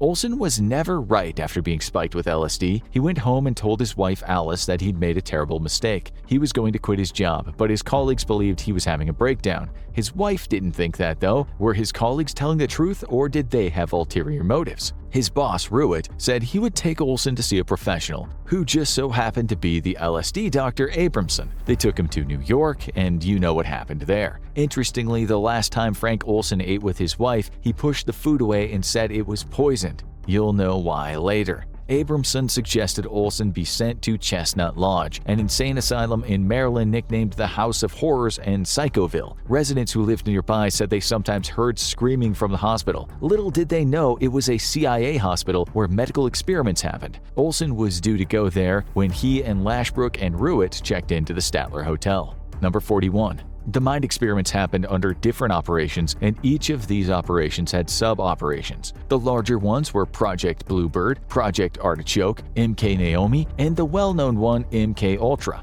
A document that the CIA didn't manage to destroy explained the material, drugs, could potentially aid in discrediting individuals, eliciting information, and implementing suggestions and other forms of mental control. Sometimes it was merely about disruption. One CIA document states that there was a plan to slip 90 milligrams of LSD into the president of the Philippines' drink right before he made a speech to his country. Number 40. On January 8, 1953, a 42-year-old professional tennis player named Harold Blower was depressed. So depressed, he was at a psychiatric facility in New York. He checked himself in. But once there, things got much worse. He became psychotic. His family had no idea what had happened. This hospital, New York's Bellevue Hospital, had signed a contract with the SOD so the latter could do a psychological investigation of potential chemical warfare agents on humans. Blower was given LSD on 4 occasions. He hated it. It scared him. The day before he was to be released, they injected him a 5th time with a mescaline derivative codenamed EA-1298. Documents show it took considerable persuasion to get him to agree to it. He'd been told these drugs would help him, not that they were chemical warfare agents. After that injection, he dropped down dead. A woman in another ward was injected too. She later said, "I've been in hell. Why did they put me in hell?" Number 39. Hellish events happened in Canada too. In Montreal, Dr. Ewan Cameron was working with CIA money through one of the CIA's many front businesses. Cameron had thought for a long time that the human brain could be wiped and rewritten, that you could effectively change a person's personality, make a depressed person happy. For the CIA, the potential was making a good person a killer or rewriting the brain of an assassin. Cameron would put his psychiatric patients into an induced coma and then play tapes on a loop to them for days, weeks, or months. He called this de-patterning. When they came out of it, he sometimes gave them a powerful electroconvulsive shock. He also administered potent drugs such as amphetamines or LSD. Patients did not give their consent to this. Many of them had lifelong serious mental health issues. One of his many notes he made states, although the patient was prepared by both prolonged sensory isolation, 35 days, and by repeated de-patterning, and although she received 101 days of positive driving, no favorable results were obtained. Number 38. A Manhattan attorney that investigated the Olsen case once told a newspaper there was motive to kill him. He knew the deepest, darkest secrets of the Cold War. Would the American government kill an American citizen who was a scientist who was working for the CIA and the Army if they thought he was a security risk? There are people who say definitely. Documents from Operation Bluebird show the CIA wanted to find a way to make people do things they wouldn't usually do. One document written by the CIA boss Allen Dulles to Bluebird project leader Sheffield Edwards asks, "Can we create by post-hypnotic control an action contrary to a person's basic moral principles? Could we seize a subject by post-hypnotic control and have him crash an airplane, wreck a train, etc.?" This was an eyes-only project, meaning very top secret.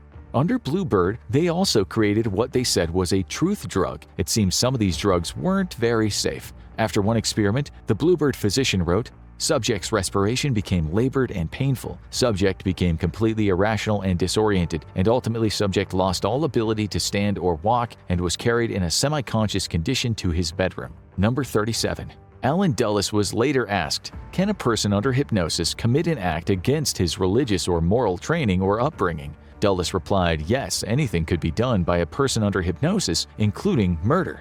It gets worse. Number 36. CIA contractor and Narcotics Bureau agent George Hunter White spiked many people with LSD. He once said about the CIA, "Where else could a red-blooded American boy lie, kill, cheat, steal, rape, and pillage with the sanction and blessing of the All-Highest?" Under Operation Midnight Climax, he set up a safe house in San Francisco where he paid prostitutes to bring men back to a room. The room had a double mirror. The men were spiked with LSD and the CIA observed, sometimes with the prostitute using various verbal cues. Number 35. When such experiments were discovered, it was all over U.S. television. Then, for years after, people sued the government. Many said they'd been a patient in a hospital and had been given this drug. Some said they'd met a man in a bar one night and then suddenly gone mad, after which they ended up in a mental hospital for years. White was often the man they'd met that fateful night. He spiked people just for fun sometimes. After the investigations, it was stated no one knows where they, the human test subjects, are now or what effects they might have suffered.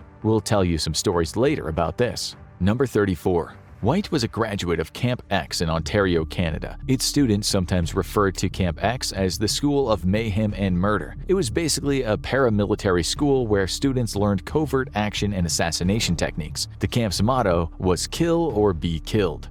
Many shady names were under contract with the CIA. One was Pierre Lafitte, said to be a prolific hitman who worked under Project Artichoke and MKUltra. Lafitte's name pops up many times in investigations, but he is a bit of a mystery. He was thought to be the CIA's top assassin, related to the Corsican Mafia, whose path crossed with both Lee Harvey Oswald and Jack Ruby, according to investigative journalist H.P. Albarelli. You'll hear more about him later. Number 33. The CIA worked with the magician John Mulholland. One of the things he did was teach sleight of hand so CIA agents could slip things in people's drinks, what CIA documents described as delivery mechanisms. He also worked with the CIA on UFOs. Number 32. While UFOs might seem outlandish, documents show that Dr. H. Marshall Chadwell, CIA Chief of Scientific Intelligence, stated in the 1950s, unexplained objects at great altitudes and traveling at high speeds in the vicinity of major U.S. defense installations are of such nature that they are not attributable to natural phenomena or known types of aerial vehicles.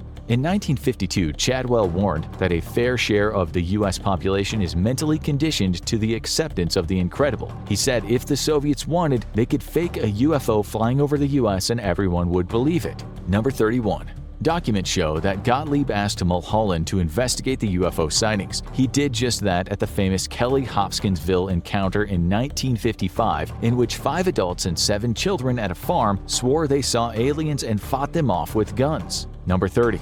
On February 19, 1954, under Project Artichoke, the CIA's behavioral research specialist, Morse Allen put his secretary into a deep trance. As she was sleeping, he hypnotized another secretary and told her if she could not wake her friend up, her rage would be so great that she would not hesitate to kill. He then placed a pistol nearby, although the secretary had no idea it wasn't loaded. Even though she'd earlier said guns scared her, in her hypnotized state she ran to the gun, picked it up and tried to shoot her sleeping colleague. Success! He'd controlled them. Both women later said they remembered nothing of the ordeal. The CIA has always said it couldn't control people like that, but some of the documents seem to state otherwise. Number 29. Alan Dulles once told Chief of Research Staff Paul Gaynor that mind control experiments show promising results. Number 28. Before he got involved with MKUltra and Project Artichoke, Gaynor had run his own operation in which he tried to find hidden homosexuals in the U.S. government. One man, State Department employee John C. Montgomery, died as a result of Gaynor's threat to expose him. Number 27.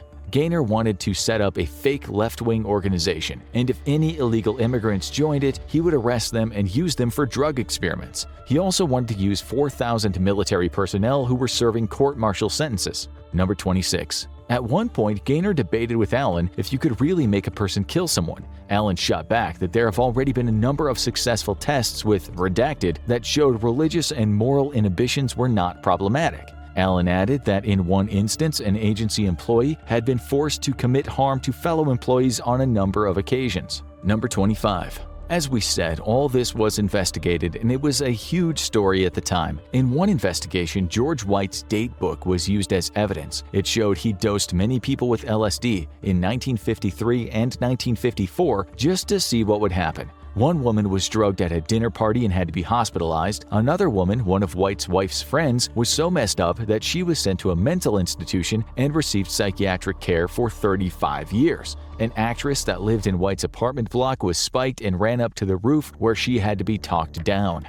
Number 24. Documents show that Dr. Lorette Bender, working with Dr. Abramson, tested LSD on 14 schizophrenic children aged between 6 and 11 with 100 milligrams of LSD daily for 6 weeks. If you know LSD, you know how bad that is. Dr. Alfred M. Friedman, also working in tandem with CIA agents, did tests on 12 autistic schizophrenic children who were attending day school. These may have been therapeutic in nature, but they were still in violation of those children's human rights. Their parents weren't informed, and the experiments were very dangerous, considering their mental issues. This next one is worse. Number 23. In 1954, an MKUltra document discusses the possibility of causing cancer in people. It says, if this hydrocarbon can be produced in a lab by chemical transformation of normal constituents of the human organism, it is possible that the substance may arise in the body through a process of abnormal metabolism and initiate cancer. Number 22. Under the sub-project called the Bullpen Project, Dr. Carl C. Pfeiffer wanted to make people psychotic, not control them. Just make them utterly crazy, break them. He tested this at the Atlanta Penitentiary, later writing that hallucinations lasted for 3 days characterized by repeated waves of depersonalization. The prisoners had no idea what they were getting into, only that they'd get some extra money. Don't forget that he said 3 days. Number 21. One of them was Marvin Williams. He later testified that tests went on for weeks. We kept getting handed a glass of what looked like water. Drink it, they said, and blam! The roof exploded. Crazy things happened. I mean, really crazy. Like not real, but happening. It was like I was in a jungle someplace with wild animals all around me. All these crazy beasts trying to kill me. Never again, man. Never again. In court, Gottlieb later admitted that this was an ultra-sensitive project involving psychotic states. He added, we learned a lot from the Atlanta experiments, explaining that they knew how disturbed they could make someone. Number 20. In another prison experiment, Dr. Harris Isbell worked with the CIA with mostly black prisoners. While white prisoners did get dosed with LSD, including the infamous criminal Whitey Bulger, black prisoners were used more often. Bulger, by the way, did not have a history of violence before he was dosed with LSD for weeks on end, which he said drove him half mad. Isbell worked at the Federal Narcotics Prison Farm, where men were sent to get off drugs, mainly heroin. These were desperate men who'd been locked up in Harry Anslinger's race-driven war on drugs. But at the prison, they were offered heroin if they took part in experiments, so they not only lost their minds, but their habits returned. One prisoner, Edward M. Flowers, explained, "My whole reason for going into the program was to get drugs. We still haven't got to the why we think Olson was killed. We'll come to that soon, but first let's have a deeper look at the CIA's 1952 assassination manual." Number 19. Former SOD scientist Dr. Gerald Yonitz later said, "The CIA was always looking for ways to kill people or to make them sick. They had various categories ranging from making someone slightly sick to terminally ill. On the lethal front, they categorized substances ranging from slow kill to quick kill and a good many in between." He added, "We had periodic meetings with the CIA to discuss the how-tos of killing people. Frank Olson was there. Operation PB Success is a good example. This was to overthrow a democratically elected president, something the CIA was very good at. The president, Jacobo Arbenz Guzman of Guatemala, was one of the more cherished men in the history of Guatemalan democracy, a supporter of the poor, which was a little too commie for the US government of the 1950s. His name was on what the CIA said was a disposal list. 58 Guatemalans were on the list to be murdered by what the CIA said was their K teams, meaning kill teams. The CIA supported despots and dictators all over the world. Assassination was an important part of the job." Number 18. The CIA manual says the assassin's best bet is often killing a man with their bare hands, but the manual adds that very few are skillful enough to do it well. "You can almost always get away with strangling a man and making it look like something else," said the manual, which we're not sure is still in use today. There's a whole chapter on accidents. You already know what it said about falls. The manual states when successfully executed, it causes little excitement and is only casually investigated. If you're an older person watching this, you'll remember just how many people fell out of windows in the 50s and 60s. When Republican Karl Mundt was asked back then who was a communist agent, he joked, "We'll count them as they fall out of the windows." The manual says a killer dose of drugs is always a good option. It adds an overdose of morphine administered as a sedative, will cause death without disturbance, and is difficult to detect. It says if they drink a lot, wait for them to pass out first. The CIA was Breaking Bad. As for blunt weapons, the manual says they're best used when the assassin has some anatomical knowledge. The main advantage of blunt weapons, it states, is their universal availability. It explains a hammer may be picked up anywhere in the world. Was it really necessary to say that to agents? The manual explains blows should be directed to the temple, the area just below and behind the ear, and the lower rear portion of the skull. If that fails, Chapter 4 suggests severing the spinal cord with an edge weapon, a knife, or severing both jugulars and the carotid blood vessels on both sides of the windpipe.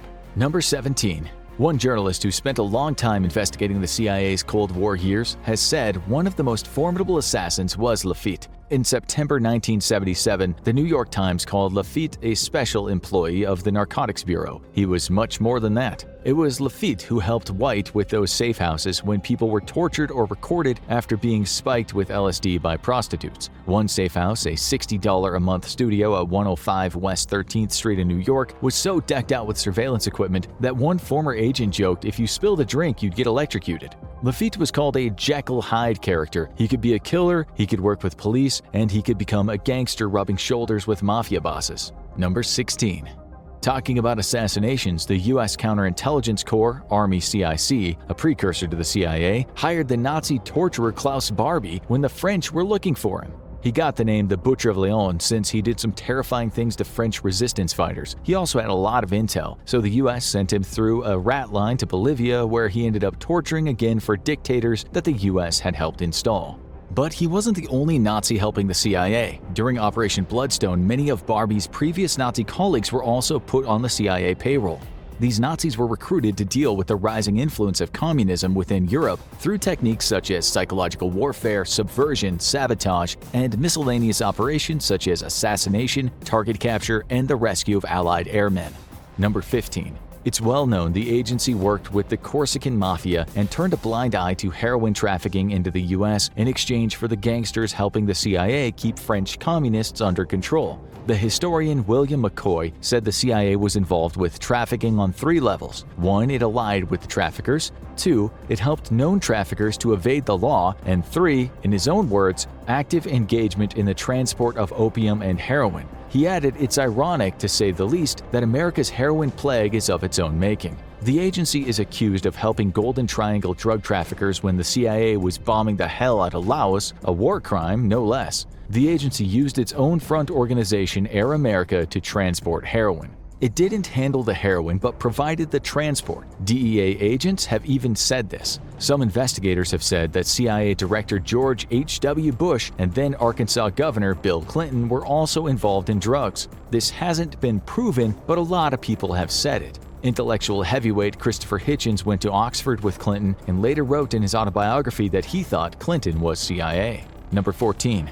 Journalist Gary Webb became famous when he investigated the story of the CIA being involved with drug trafficking undertaken by the right-wing rebel group it was backing in Nicaragua, the Contras. The CIA trained and supplied the Contras as they committed heinous human rights abuses, including many kidnappings and murders. Webb said he discovered that the CIA was helping the Contras to traffic cocaine to the U.S., which led to the crack cocaine epidemic. The beginning of his first article of a series said, for the better part of a decade, a San Francisco Bay Area drug ring sold tons of cocaine to the Crips and Blood street gangs of Los Angeles and funneled millions of drug profits to a Latin American guerrilla army run by the U.S. Central Intelligence Agency. The CIA has always denied this, and other journalists have questioned its veracity. It's never been proven in a court of law. Still, there is no doubt at all that the CIA over the decades has had a hand in drug trafficking in some way, just as drugs at home were a moral panic. Gary Webb died in 2004. His death, many people thought, was suspicious. Number 13.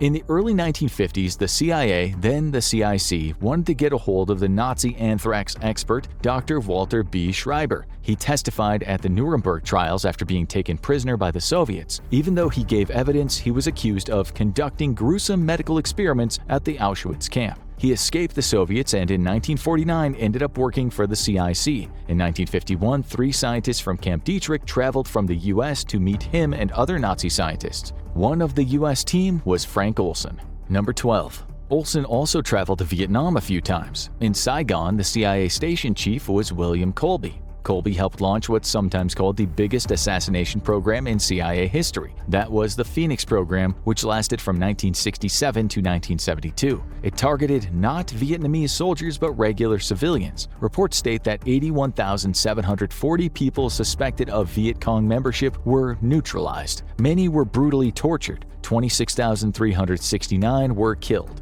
The torture was frankly unbelievable. It often involved doing sexual things to men and women using various objects, even eels and snakes. A former military officer who was a witness wrote that one favorite was the insertion of the 6-inch dowel into the canal of one of my detainees' ears and the tapping through the brain until dead. That's not surprising when you hear this next one. Number 11. One man they couldn't kill was the Cuban leader Fidel Castro. Not that they didn't try. Some of the methods were the brainchild of Olson and his team at the SOD. Reports state that they produced an aerosol spray that produces reactions similar to LSD. Another report states that the CIA thought about hitting Castro, his son, and Che Guevara with what the report says were psychic energizers to make the men go insane and possibly hurt themselves. The CIA also thought about someone getting a box of cigars to Castro loaded with a killer toxin. The head of the Cuban task force, Jake Esterline, later admitted that they couldn't find anyone trustworthy enough to do the job. The CIA, along with the SOD, considered using thallium salts on Castro, a substance women use to get rid of body hair. The CIA's plan was to make Castro's famous beard fall out and therefore emasculate him in front of his people. The SOD worked very hard to get the concoction right, with investigators saying many dogs, cats, monkeys, and sheep lost their hair in the process. Former SOD scientist Gerald Yonitz later admitted it was a pretty silly project. He said the animals not only lost their hair, but the stuff also sometimes caused paralysis, brain damage, and death. The team wrote this down as unanticipated benefits. The CIA's plan to assassinate Castro also included what it called the gambling syndicate phase, which meant hiring the mafia again. Cuba had a lot of casinos and lots of mafia, but this didn't succeed. Even though Pierre Lafitte was involved again, John Maple Spirito, a Corsican mafia guy and a CIA spy, were also considered. After the Bay of Pigs fiasco, when the US used Cuban exiles in an attempted land invasion of Cuba, prisoners were taken. Castro said he'd hand some back, so the CIA prepared to give him a skin diving suit in good faith. Sidney Gottlieb later admitted that the suit was heavily dusted inside with the Madura foot fungus. This fungus could produce horrible boils on the skin and end with amputation, just to make sure the CIA put tuberculosis bacteria in the breathing part. The suit thing never went through, nor did the plan to use exploding seashells or a midget submarine loaded with bombs. The CIA hated Castro so much they even conceived a false flag operation called Operation Northwoods, in which they'd commit a violent act of terrorism against the American people and blame it on Cuba. If that happened, the public would support going to war with Cuba. President Kennedy, not the CIA's favorite person, rejected it. Number 10. Have you heard of the 1962 book Clockwork Orange by Anthony Burgess? It's about an out-of-control youth that gets his brain fried after committing crimes. The authorities make him watch terrifyingly violent movies to condition his brain to be averse to violence. In real life, a Navy staff psychologist named Lieutenant Commander Thomas Narut had actually done work related to this. He wrote a paper asking if violent images and videos were played to men who were naturally predisposed to violence, would they become violent? He wanted to know if you could condition a man to maim or kill. He said his experiments showed passive-aggressive personalities worked best. He said he proved that in experiments at the Naval Neuropsychiatric Laboratory Center in San Diego. The films used in the experiments were extremely violent. He also used movies that dehumanized the enemy. But after a British journalist wrote an article about this in 1975 for the Times newspaper in England, so many US journalists contacted Narut that he suddenly went quiet. The New York Times picked up the story and, citing the Times, said Narut sometimes used convicted murderers from military prisons. Still, that was pretty much the last thing anyone heard of the Clockwork Orange experiments. Okay, now for something very important. Number 9. On August 16, 1951, at a village in France called Pont Saint-Esprit, something incredibly strange happened, arguably one of the strangest things that's happened in human history. It was a quiet day, a normal day in the town, but then people suddenly started walking around babbling to themselves. Lots of people. One man then started running, screaming as if wiping invisible bees from his body. People were taken to Dr. Janvieux. He couldn't believe what he was seeing. People were cracking up in front of him, screaming, fighting monsters that weren't there. His assistants had to hold them down. A local politician took off all his clothes and danced in the town square, totally naked. One man screamed, "My belly is full of snails. They're burning me to death. I am in the water." People were falling in the street, shouting at hallucinations. An 11-year-old boy tried to strangle his mom. People had to be tied down, but they ripped off the binds. Scores of people went to the doctor's office, so many that they had to be put in a barn. One person shouted, "I am now sending out radio messages everywhere. Get me an X-ray and you can see." Another delirious person screamed, "Tigers are going to eat us all. They're going to rip us to pieces." She pointed to the ceiling. She cried out, "Blood is dripping down on everything. Can't you stop the bleeding?" Pets were also dropping dead. Cats, dogs just went crazy and died on the spot. One guy chewed so hard on the straitjacket they put him in that his teeth fell out on the floor. A 12-year-old ran through town screaming that he'd been to the cemetery and the dead had risen from the graves. He shouted, "They're coming to eat us alive." He told people this who were walking around on all fours, now thinking that they were animals. It was described as hell on earth, and it went on for 3 days. A French journalist wrote, "Doctors are beside themselves with work. The rumors are wild and contradictory. Fear hangs over the town everywhere. No one knows when it'll end." Hundreds of people had gone totally mad. Some jumped out of windows running from something, breaking bones as they landed. 32 were taken to the insane asylum. Some stayed there for many years. They totally broke down. 3 men and 1 woman died from whatever they'd accidentally ingested. Many years later, a former postman named Léon Arminier said he would rather die than experience that again. He told the BBC, "It was terrible. I had the sensation of shrinking, and the fire and the serpents coiling around my arms." The New York Times called it a medical mystery. Nothing like this had ever happened in modern times, although it was similar to those dancing manias in the Middle Ages, where whole towns just danced, sometimes dancing themselves to death. So the theory was that this was caused by bread, ergot in the bread, which, as you know, LSD can be derived from. That was the conclusion. It was the ergot in the food that did it. The end. But not for people who looked a little harder. What happened in that town is exactly what the CIA had been working on. The exact same time they were doing it to foreign prisoners and American citizens. Imagine if the CIA had just visited that small town. No way that happened, you're thinking. Number 8. At the time of the French mass madness, the CIA was conducting experiments under MK Naomi. Part of this operation was to come up with sprays that could fall down like a mist and poison people. Or Could they poison, say, the water supply? A CIA consultant and Harvard scientist had thought a lot about this. His name was Henry K. Beecher. He did a lot of work with the CIA in Germany relating to terrifying drug experiments by interrogators nicknamed Rough Boys. It's ironic he also wrote about medical ethics. And guess what? In 1951, Beecher met with Frank Olson and Vincent Ruitt. This is according to an investigative journalist who obtained the records from the U.S. National Archives. The journalist said they were working on something called Project Span. One of the places they met was a village, and its name was Pont Saint-Esprit. The file began, Re Pont Saint-Esprit, and F. Olson files. SO Span France operation file. Inconclusive Olson. Intel files. Hand carry to Berlin. Tell him to see to it that these are buried. Using Freedom of Information legislation, the same journalist found a CIA report from 1954. It says an agent reported a conversation with a representative of the Sandoz Chemical Company in Switzerland. That's where all the LSD was made back then. It's not far from Pont Saint-Esprit. The document shows the agent had some drinks with the Sandoz representative, and he told the agent the Pont Saint-Esprit secret is that it wasn't the bread at all, it was not the grain ergot. Number 7.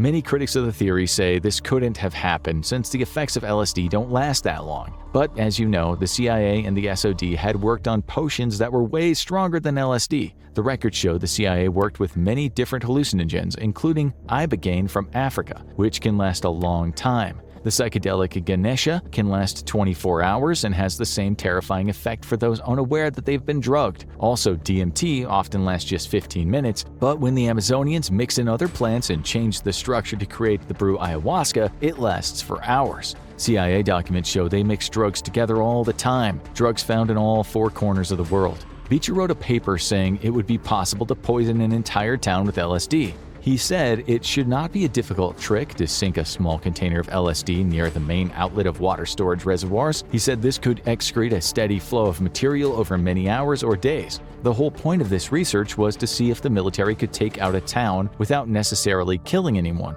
We don't know what happened with any of this, but we do know Beecher met with many of the people you've heard about today, including a meeting with George White at the Statler Hotel. That investigative journalist uncovered a letter written by Beecher that mentions the Bedford safe house and also pharmacological lobotomies. A colleague of Beecher's, Dr. John M. von Felsinger, later admitted that they'd done a lot of human testing with drugs in Haiti. He said you could get away with pretty much anything there. In Operation Sea Spray, the CIA sprayed a biological weapon over the San Francisco Bay Area. No one died, but some people got severely ill. Number 6. After Beecher died, a poem he'd written was found. It went, "A shy little snail from Toulouse, who is normally quite the recluse, went out on the town and acted the clown, singing out LSD's my excuse." Number 5. Many people sued the government after the mind control experiments were discovered and made public by the news since they said they thought they'd been part of them. A U.S. Marshal named Wayne Ritchie was out in San Francisco one night and suddenly started feeling really weird. He then started hallucinating. He ran out onto the street and ended up holding up a bar. He was only given a suspended sentence, but spent the next few decades having terrible flashbacks of the night. He was in and out of mental hospitals suffering from anxiety and depression. Ritchie found out through George White's diaries that he'd spent a lot of time where White used to hang out and spike people. When he was 75 years old, Ritchie sued the CIA for $12 million. He lost, appealed, and lost again. But the courts expressed that it was possible that he'd been part of those experiments. As we say, many people came forward and said they'd also gone mad one day after being completely sane. Number 4. 20-year-old Stanley Glickman was driving in Paris in 1952. He was an up-and-coming artist at the time. He got into an argument with some American men, and his left-wing views didn't go over so well. So far, Glickman had only drunk coffee, but one of the men offered him a shot as a peace offering, telling Glickman with a smile on his face that he would perform miracles. Glickman drank it, and his life changed forever. He spent the next 2 weeks wandering around Paris, tripping, not knowing what was real. He later said he was in a state of madness, delusion, and terror. This just doesn't happen to people with no history of mental illness. He never got well again. He returned to the U.S., where he spent the next 25 years hardly leaving the house. He was treated by a psychiatrist, but he never found out what had happened to him. But he had an idea when one day his sister was watching the MK Ultra trial news on TV. In 1985, he sued. The trial document reads, Plaintiff Stanley Glickman brings his lawsuit against the defendant United States of America and against defendants Richard Helms and Sidney Gottlieb in their individual capacities and in their official capacities as former officials of the CIA. Glickman died without anyone ever being found guilty. His sister later said he didn't want one penny from the government. She explained he wanted the American people to know there was an agency that could act so arrogantly, so irresponsibly toward one of its citizens. He was terribly concerned that the story get out. Number 4. These experiments happen to many thousands of people all over the world. There are convincing theories that Charles Manson was a part of these experiments, but that is speculation. We know for sure that Ted Kaczynski, aka the Unabomber, was part of the CIA's mind control experiments, what The Atlantic called purposefully brutalizing psychological experiments. The professor doing the experiment, Henry A. Murray, had previously worked at the Office of Strategic Services, another precursor to the CIA, often working on experiments related to brainwashing. Number 3. Olson's family didn't know what Frank had gone through until the Rockefeller Commission investigated MKUltra in 1975. Prior to that, journalist Seymour Hersh had investigated and accused the CIA of being a domestic Gestapo. Eric Olson said he found out about his father being spiked by watching it on TV. No one had even bothered to tell the family. The family always believed that the CIA was responsible for their father's death. Eric even interviewed Ruitt and Lashbrook. He said Lashbrook was unbelievably nervous. The family later sued for wrongful death and received an out-of-court settlement of $1.25 million, reduced to $750,000 or about $3.9 million today. They also got a personal apology from President Gerald Ford and the then CIA Director William Colby. But they still knew something was being kept secret. Eric was sure his father had been pushed out of a window, but by whom and why? Was there more to this story than just their pop watching people getting tortured and killed in Vietnam and Germany? Number 2. Assistant Manhattan District Attorneys Stephen Sirocco and Daniel Bibb later investigated the case to once and for all get to the bottom of it. During their investigation, they discovered a White House identity sheet listing names and places related to Olson. One of the names was Pierre Lafitte, and number 11 on the sheet was the town of Pont-Saint-Esprit. They never could prove that Olson was murdered, but they thought it was likely the case. At one point in their case, they were contacted by 2 former CIA agents named Albert and Neil, fake names. They said Olson had indeed been involved with Project Span at Pont-Saint-Esprit, but the experiment had gone wrong. Someone had made a terrible mistake. The attorneys also found documents saying that before the Deep Creek Lake spiking of drinks, Dr. Abramson had written that its purpose was trapping Olson. But why did they want to trap him?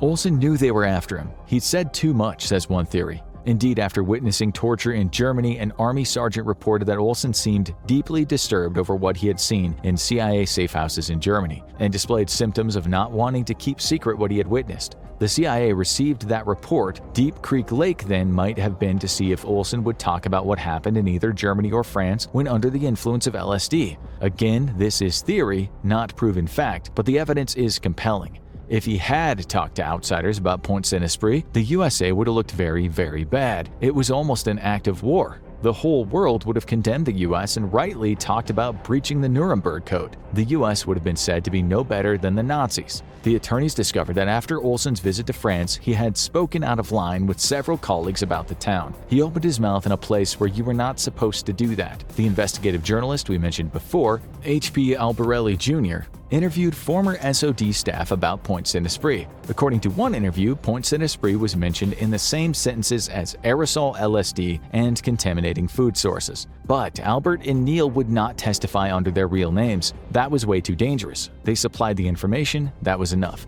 Albarelli Jr. confirmed that they were definitely ex-CIA, but they wouldn't testify. Number 1.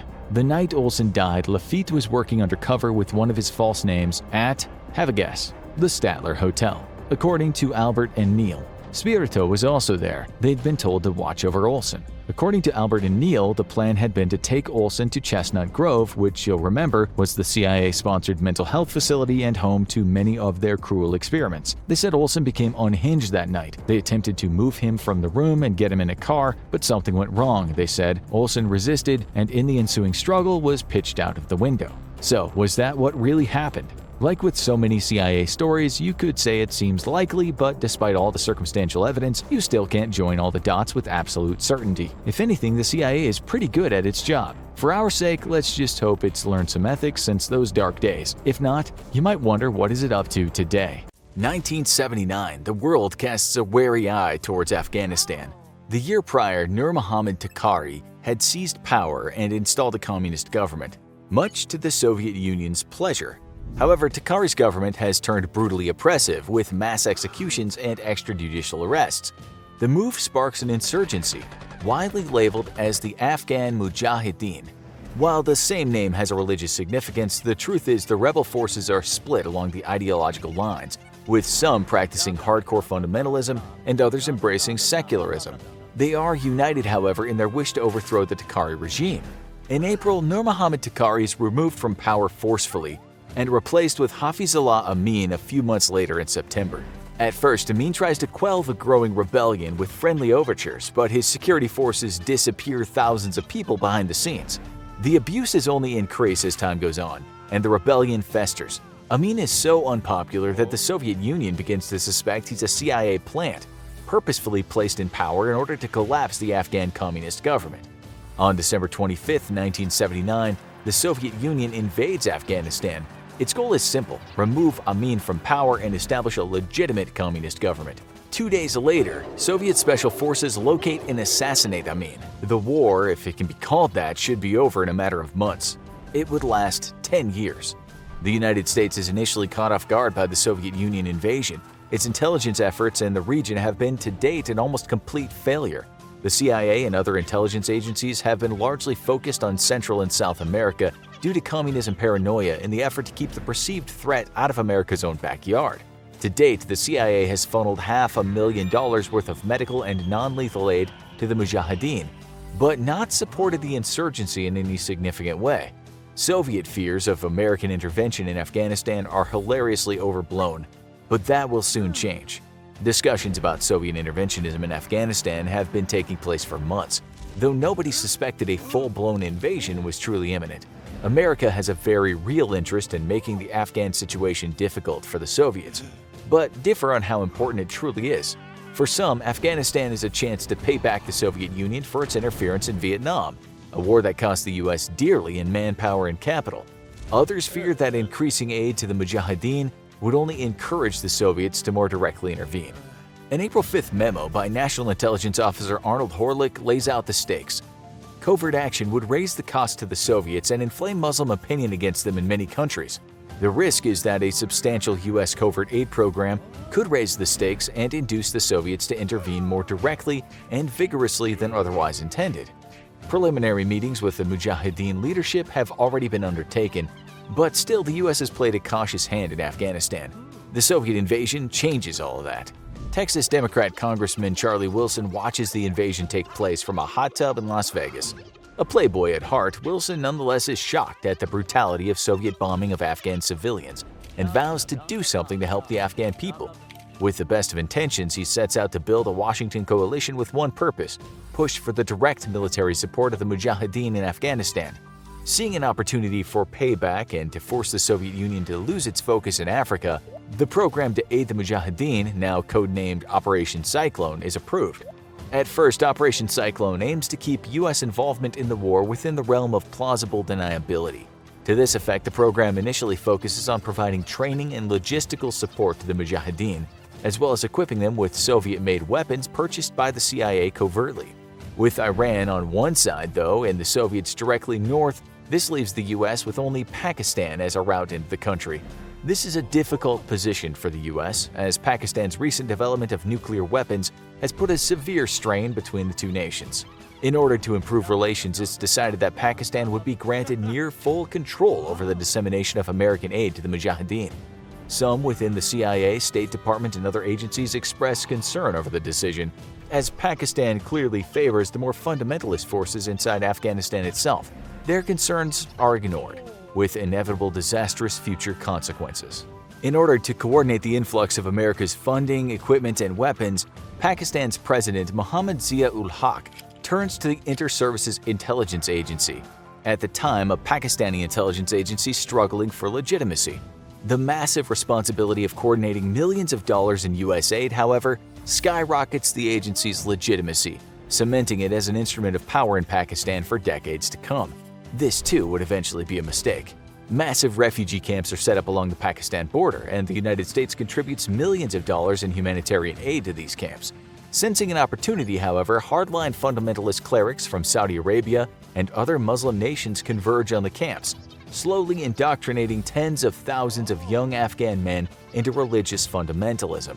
One of these Saudi holy men bears the name Osama bin Laden, whose family owns a construction firm worth millions of dollars and has close ties to the Saudi government. Despite early warning signs that bin Laden and others are preaching a dangerous fundamentalist form of Islam to vulnerable young men who will soon be armed to the teeth, the United States ignores these warnings and continues on with almost no oversight of Pakistan's dissemination of U.S. aid. Even worse, the U.S. now directly helps spread the message of radical Islam, believing it to be a valuable recruitment tool.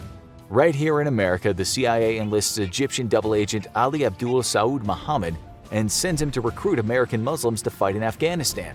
Operating out of the Kifa Refugee Center in Brooklyn, Muhammad preaches a fiery message of holy war to impressionable youths, bolstering the ranks of the Mujahideen. Around the world, the CIA encourages similar recruitment efforts, helping funnel tens of thousands of volunteer fighters to Pakistan. Muhammad would eventually make his way to Pakistan as well, where he would use his U.S. Army training to instruct both Ayman al-Zawahiri, the founder of Egyptian Islamic Jihad, and Osama bin Laden. Inside Afghanistan, the grinding war against the Soviet occupation continues on. American aid is now supplemented by the British, Saudi Arabia, and even China, whose own relations with the Soviet Union have seriously deteriorated. The British, leading the second greatest effort after the Americans, have thrown much of their support behind Ahmad Shah Massoud. Massoud is a brilliant guerrilla commander, instrumental in the defeat of several Soviet offensives, and is a growing national hero to the Afghan people. However, his fearsome militia is increasingly being infiltrated by hardline fundamentalists. While Massoud himself is a moderate, he has no choice but to accept the troops available to him. The MI6 thus arms Massoud's militia with thousands of rifles, mines, explosives, radios, and 50 missile launchers with 300 missiles. The British even used the SAS to train Massoud's militia directly. One thing is becoming clear, though. Moderate voices within the Afghan resistance are becoming increasingly scarce. Pakistan and America may be allied in their wish to see the Soviets evicted from Afghanistan, but their long-term vision for the nation differs greatly. For one, America doesn't have one. It's not even remotely invested in the long-term state of Afghanistan, even as it becomes increasingly clear the Soviet Union can't maintain this invasion forever. This leaves the door wide open for Pakistan to shape the future of Afghanistan as it sees fit. For starters, it views the nation as a vital buffer between itself and Iran. It also needs a future Afghanistan that will not become a close U.S. ally. Pakistan fears that the United States, who does not look favorably on Pakistan after its development of nuclear weapons, might use Afghanistan as a staging ground for its own invasion in a bid to strip Pakistan of nuclear arms. Thus, it must make sure that the future Afghanistan is one hostile to U.S. interests. Luckily, the indoctrination of tens of thousands of Afghan youths and volunteer mujahideen by extremist clerics provides the opportunity they need. The ISI works busily to build strong relationships with the most fundamentalist of militias, funneling American weapons and money to them directly while choking off moderate forces. Pakistan's not particularly invested in the growing fundamentalist Islamic movement within the Mujahideen, but the movement proves to be a powerful binding force and the promise of a strong future government for the nation, which will be greatly indebted to Pakistan, of course. Even as warnings of rising fundamentalism continue to rise, they are ignored. And in 1985, President Ronald Reagan ends all pretenses by announcing America's global support of anti-Soviet resistance movements. Even as much as a few years ago, this would have been impossible and tantamount to a declaration of war against the Soviet Union, but news back home and in the USSR are not good. The country is experiencing increasing political unrest, and the war in Afghanistan, as well as the Soviet support for communist guerrilla movements around the world, are straining the Soviet economy. Reagan senses an opportunity to strike a definitive blow against the Soviet Union. With the declaration of the Reagan Doctrine, the flow of weapons and money to the Mujahideen increases exponentially. Free of the restraint of having to support the movement covertly, the CIA no longer has to limit its efforts by purchasing Soviet-made weapons. Reagan's proclamation allows the U.S. now to arm the Mujahideen with more modern and far more capable weapons. For years, the Soviet Air Forces wreaked havoc against the Mujahideen. Soviet Hind attack helicopters have been particularly deadly opponents, hunting down and annihilating Mujahideen forces even in their traditional safe zones high up in the mountains. Starting in 1985, the US arms the Mujahideen with the Stinger shoulder-fired surface-to-air missile system, and almost immediately Soviet aircraft losses skyrocket. The effectiveness of the weapon would be hotly debated for decades to come, but one thing's for sure. After its introduction in Afghanistan, the Soviet Air Force no longer operated as brazenly as it had before. This allows the Mujahideen to make serious inroads in its fight against the Soviets.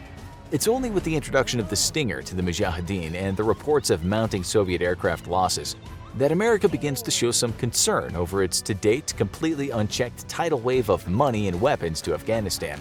There are growing worries that the Stingers will eventually make their way out of the country and be used to shoot down civilian or military aircraft, perhaps even American ones. For the first time, the US takes note of the rising wave of dangerous fundamentalism against the Mujahideen, though ultimately America continues to leave Pakistan in charge of who receives what. Inevitably, the Soviet Union is forced to limp out of Afghanistan in 1989, suffering over 14,000 dead and 50,000 wounded. The war is over, the Mujahideen successful. Yet, even as moderates like Ahmad Shah Massoud are being forced into the peripheries of post-Soviet Afghanistan, the only concern that the United States shows in what happens next is the retrieval of the Stinger missile units provided to the Mujahideen.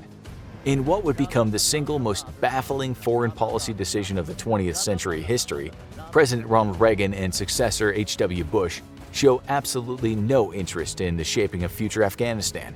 Even as civil war breaks out between extremist fundamentalists and the vastly outnumbered moderates, the United States pays no attention.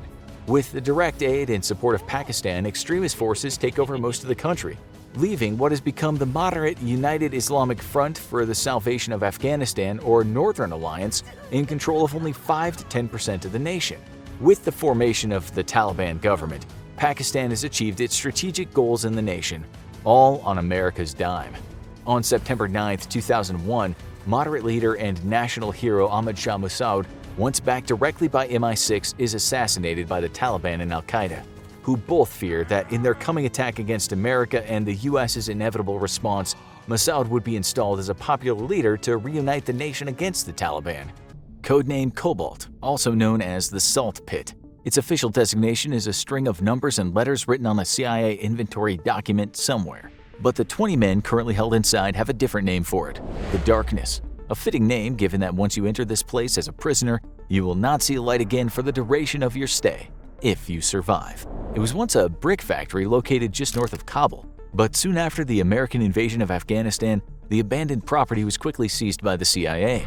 At the time, the Central Intelligence Agency was still reeling from the catastrophic intelligence failure of September 11, 2001, possibly the worst failure of any intelligence agency in history. The pressure on the CIA to prevent a future attack was intense, but Al-Qaeda and associated terror groups were notoriously difficult to penetrate with human agents. Motivated by ideology, not greed or even political desire, jihadist terror groups had proven quite difficult to gather human intelligence on. Normally, the CIA and its incredibly deep pockets could bribe greedy or disenfranchised enemy agents, but the strict religious fundamentalism of Al-Qaeda and associates made this tactic extremely difficult and not very productive. If another major terror attack on the United States was to be prevented, they would need to get their intelligence another way.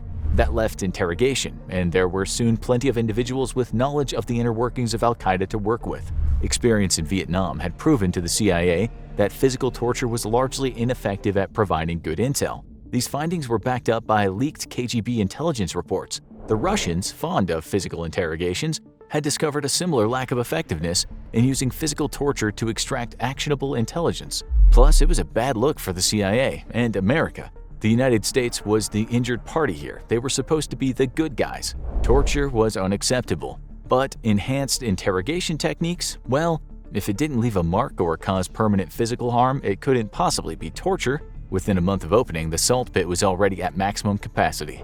The road to the Salt Pit began almost a year earlier, with psychologists Bruce Jessen and James Mitchell writing a paper entitled Countermeasures to Al-Qaeda Resistance to Interrogation Techniques. Recognizing that high-risk Al-Qaeda operatives would be trained to resist torture and interrogation, much like many Special Forces soldiers, Mitchell and Jessen drew out an outline for recognizing when a detainee was using active resistance techniques in order to thwart attempts to interrogate them for intelligence. The duo's insight was gleaned from the reading of what had become known as the Manchester Manual, an Al-Qaeda training manual discovered during a police raid in Manchester, England, which outlined techniques for resisting interrogations. These techniques included things like rehearsing and sticking to a single story, requesting a lawyer, complaining about prison conditions to authorities and the media, asking for constant medical attention, and reporting that one had been subjected to torture. The two put together a PowerPoint presentation and marketed it directly to the CIA. The CIA seemed to like what the two were selling and soon invited them for more in-depth discussions about their strategies to break Al-Qaeda resistance training on future captives. Waterboarding, walling, sleep deprivation. The dynamic duo had plenty of ideas the CIA was more than ready to adopt. Initially, Mitchell and Jensen insisted that they did not include any physical techniques or anything that would be inconsistent with the Geneva Convention on the treatment of prisoners. However, as pressured to get actionable intelligence mounted, the two quickly began to think about ways of ensuring that they could get good intel out of detainees. The conversations quickly took a turn toward what would infamously become known as enhanced interrogation techniques, things that were allegedly not torture simply because they did not leave long-lasting physical harm. Discussions also turned to moving detainees to facilities where they would be out of the reach of the Red Cross, and both American and international observers meant to ensure good treatment of detainees. Using a CIA black site in Thailand, Mitchell and Jensen began to gather data for the operation of their very own detainment site in Afghanistan.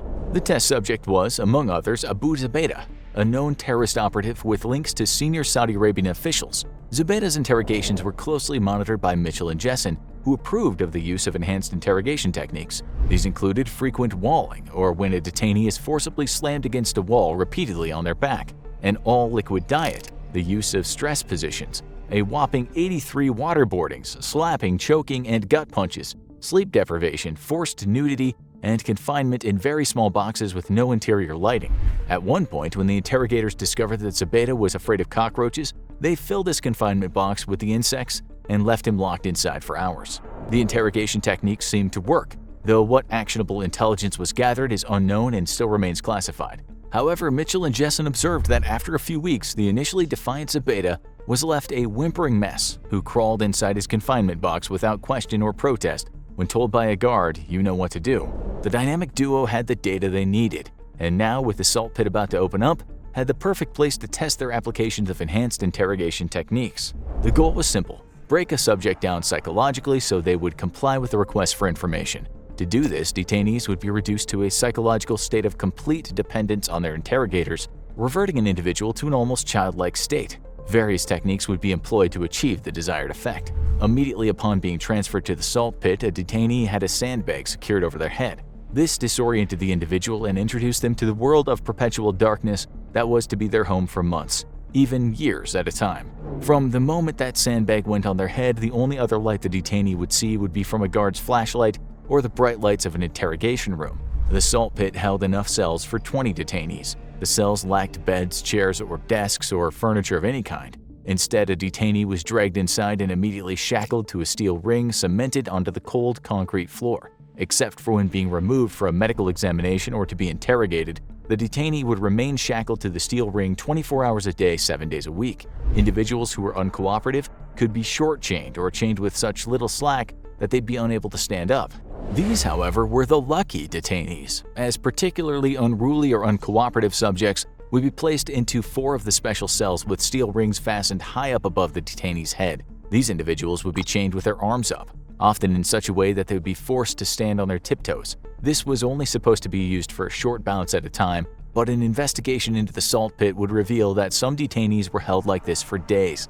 Not only was this incredibly physically uncomfortable, but could cause serious long-term damage to the arms and back. Neither the cells nor the facility had any bathrooms for detainees to use. Instead, individuals in the upright sleep deprivation cells were outfitted with diapers, which would often be their only item of clothing, as they would be forced to strip nude for the duration of their stay. Some prisoners got to keep their shirts, but nobody got pants, socks, or even shoes. When diapers weren't available, prisoners would have diapers improvised by the guards, with duct tape being a common construction material. Other times they would simply do without, and prisoners would relieve themselves on the floor of their cells. A cold water hose would be used to clean them and their cell up. For the well-behaved prisoners in the 16 other cells, their bathroom was a plastic bucket. In the summer, heat would rise to well over 100 degrees inside the dark facility, but prisoners could be kept from suffering heat stroke by a simple rinse of the hose and lots of hydration. It was in winter, though, that the facility became truly torturous, as detainees were forced to sit on the freezing concrete almost completely nude in temperatures as low as 31 degrees Fahrenheit. Hypothermia was constant during winter months and even led to the death of Gul Rahman, a suspected jihadist discovered dead in his cell with a temperature at 32 degrees. While in their cells, prisoners would be blasted with constant music or other noise over a stereo system set to max volume. This actually was not part of Mitchell or Jesson's outline, but instead was improvised by the prison facility manager and shows the cowboy attitude of the CIA in the treatment of detainees at the start of the war in Afghanistan. Uncooperative inmates would be denied food, or perhaps placed in an all-liquid diet that gave an inmate all necessary nutrients for life, but left the subject perpetually hungry and uncomfortable with bouts of diarrhea that only added to the discomfort.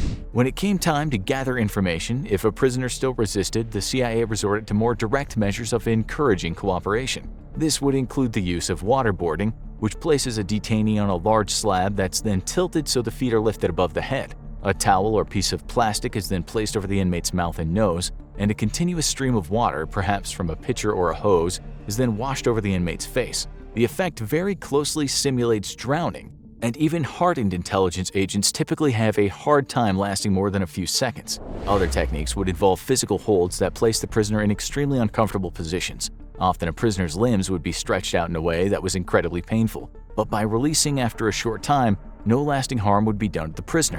One particularly painful technique known as facial holds involves the manipulation of facial features such as the nose and ears in ways that cause extreme pain. In between techniques, prisoners were often walled or slammed into a wall on their back with great physical force. The effect forces the air out of their lungs and often leaves an individual dazed or stunned, and can be very physically disorienting. Next, prisoners could be iced or forced to lay nude on sheets of plastic which were then raised to form a sort of bowl where the prisoner rested in the center. Then, ice-cold water would be blasted over the prisoner from a hose, causing great discomfort and hypothermia. The nudity extended outside of icing though, with prisoners often kept in states of undress so as to cause great humiliation to them. Thus, they were rarely afforded any clothes. Perhaps one of the most damaging techniques, however, was cramped confinement. In this technique, an individual would be forced inside a small box. The detainee would be forced inside either on their side or on their hands and knees, and the box would be too short for them to stretch out fully or stand up straight. The interior of the box would have observation slits, which would be used by guards to check on the prisoner, but when shut, would allow no light inside. Officially, prisoners were restricted to only a few hours at a time of confinement, but in at least one case, a prisoner was left inside for more than a day. As with Abu Zubaydah, foreign objects such as insects would be placed inside the box to add to the discomfort and terror. Music would also be blasted into the box from an attached stereo, with everything from Metallica to death metal and even Barney the Dinosaur's theme song, achieving great effect in creating psychological stress. Under a directive to avoid causing long-term physical harm, enhanced interrogation techniques were widely adopted by the CIA at the start of the war. However, within a year, Mitchell and Jessen were soon falling out of favor with the CIA for their own hubris and unwillingness to adapt their techniques after concerns were raised over their effects by other CIA officials. Eventually, they were removed entirely from the interrogations program, and an internal review of their procedures ordered by the CIA. Subsequent reviews found that the duo's techniques were often unnecessary and their effectiveness at providing actionable intelligence severely questionable. Eventually, in 2006, the CIA struck 4 enhanced interrogation techniques outright from its approved list and reviewed how others were applied. By then, Mitchell and Jessen were no longer working on interrogation techniques. And to add insult to injury, Mitchell himself would later claim that out of all the EITs used on detainees, only sleep deprivation and walling were necessary to properly condition a subject for questioning. Hundreds of American servicemen have died or suffered injury after direct interactions with anomalous, unidentified craft. This is the bombshell revelation by Dr. Christopher Green, a neuroimaging expert who has worked with the CIA for decades. The revelation comes courtesy of a Freedom of Information Act request after the congressional funding of a research program looking into probing the nature of the often witnessed phenomenon. Part of that effort includes a look at how these anomalous vehicles, or phenomena, as it's impossible to assume that all instances of UAPs are in fact physical vehicles, interact with humans, and any possible harmful side effects. In a paper entitled Clinical, Medical, Acute, and Subacute Field Effects on Human Dermal and Neurological Tissues, Dr. Green describes multiple different types of injuries suffered by military personnel after encounters rated as 3 and 4 on the unofficial Hynek scale, better known as the Close Encounter Scale. The Hynek scale includes 6 levels of classification for UFO events, starting at 1, which is known as nocturnal lights. This type of encounter is self-explanatory, simply witnessing strange lights in the night sky. A Level 2 event is a direct observation of an apparent physical craft during the daytime, with the craft usually being disc or oval in shape.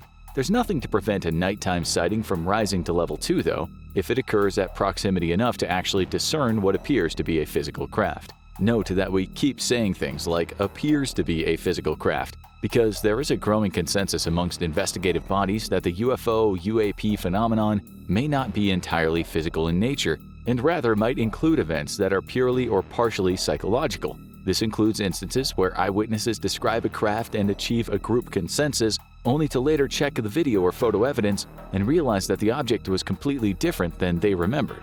A Level 3 event includes visual sightings backed up by radar data. There are numerous such events throughout history, but one of the earliest and best attested to was the encounter by an RB-47 electronic warfare aircraft in 1957, which was bombarded by radar in a nearly 360-degree pattern by an object witnessed by the flight crew and confirmed by ground radar stations. The object proceeded to follow the aircraft for approximately 500 miles, with radar observations directly matching visual observations of the object's reported movements. At Level 4, we move to the Close Encounters table, made famous by Steven Spielberg's famous UFO film. A Level 4 event, known as a close encounter of the first kind, includes the visual sighting for a UFO from less than 500 feet, or 150 meters. These encounters include fine observational details of the object and include events such as the numerous sightings of UFO over nuclear weapon sites in both the US and the Soviet Union during the Cold War. Many also consider the Phoenix Lights incident to be a CE-1 event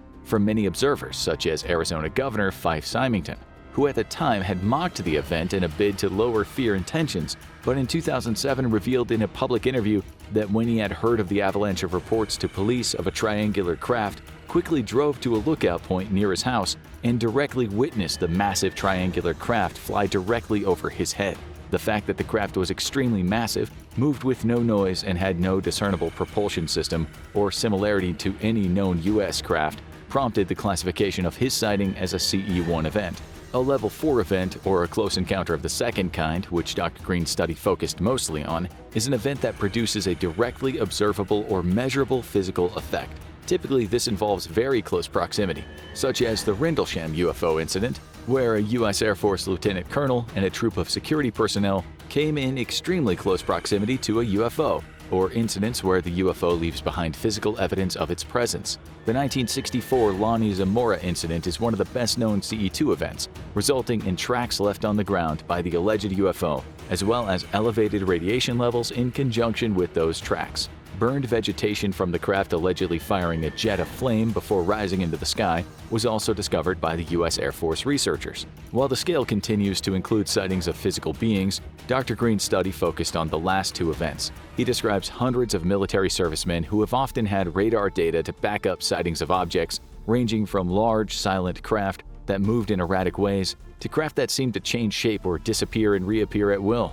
These injuries included incidents of surface or skin-level radiation burns, paralysis, and in some cases brain damage. In many cases, the injuries suffered by servicemen are likened to those inflicted upon U.S. diplomats and embassy staff across the world, known as Havana syndrome. In the case of Havana syndrome, U.S. intelligence believes that American staff are being targeted by microwave and high-energy weapons by a foreign actor, with suspicions that the attacks are being carried out by Russian agents. The similarity to Havana syndrome and the known effects of EM radiation on the human body led Dr. Green to believe that service members were being affected by the side effects of the anomalous craft's propulsion system. Per Green, some of the injuries arose from being too close to, quote, subtle, highly powered, highly modulated microwaves. The difference between these incidents and Havana syndrome, however, is that they predate the Havana incidents, which began in 2016, by decades. Dr. Green has admitted that details of his research remain classified, but pointed out that his study was one of 38 commissioned by the Advanced Aerospace Weapons System Applications Program, which ran from 2007 to 2012. According to Green, a number of senior leaders inside the DoD at the time believed that the source of the injuries was real physical craft of non-human origin, and that there was significant concern inside the Pentagon as to the ongoing effects on U.S. service members.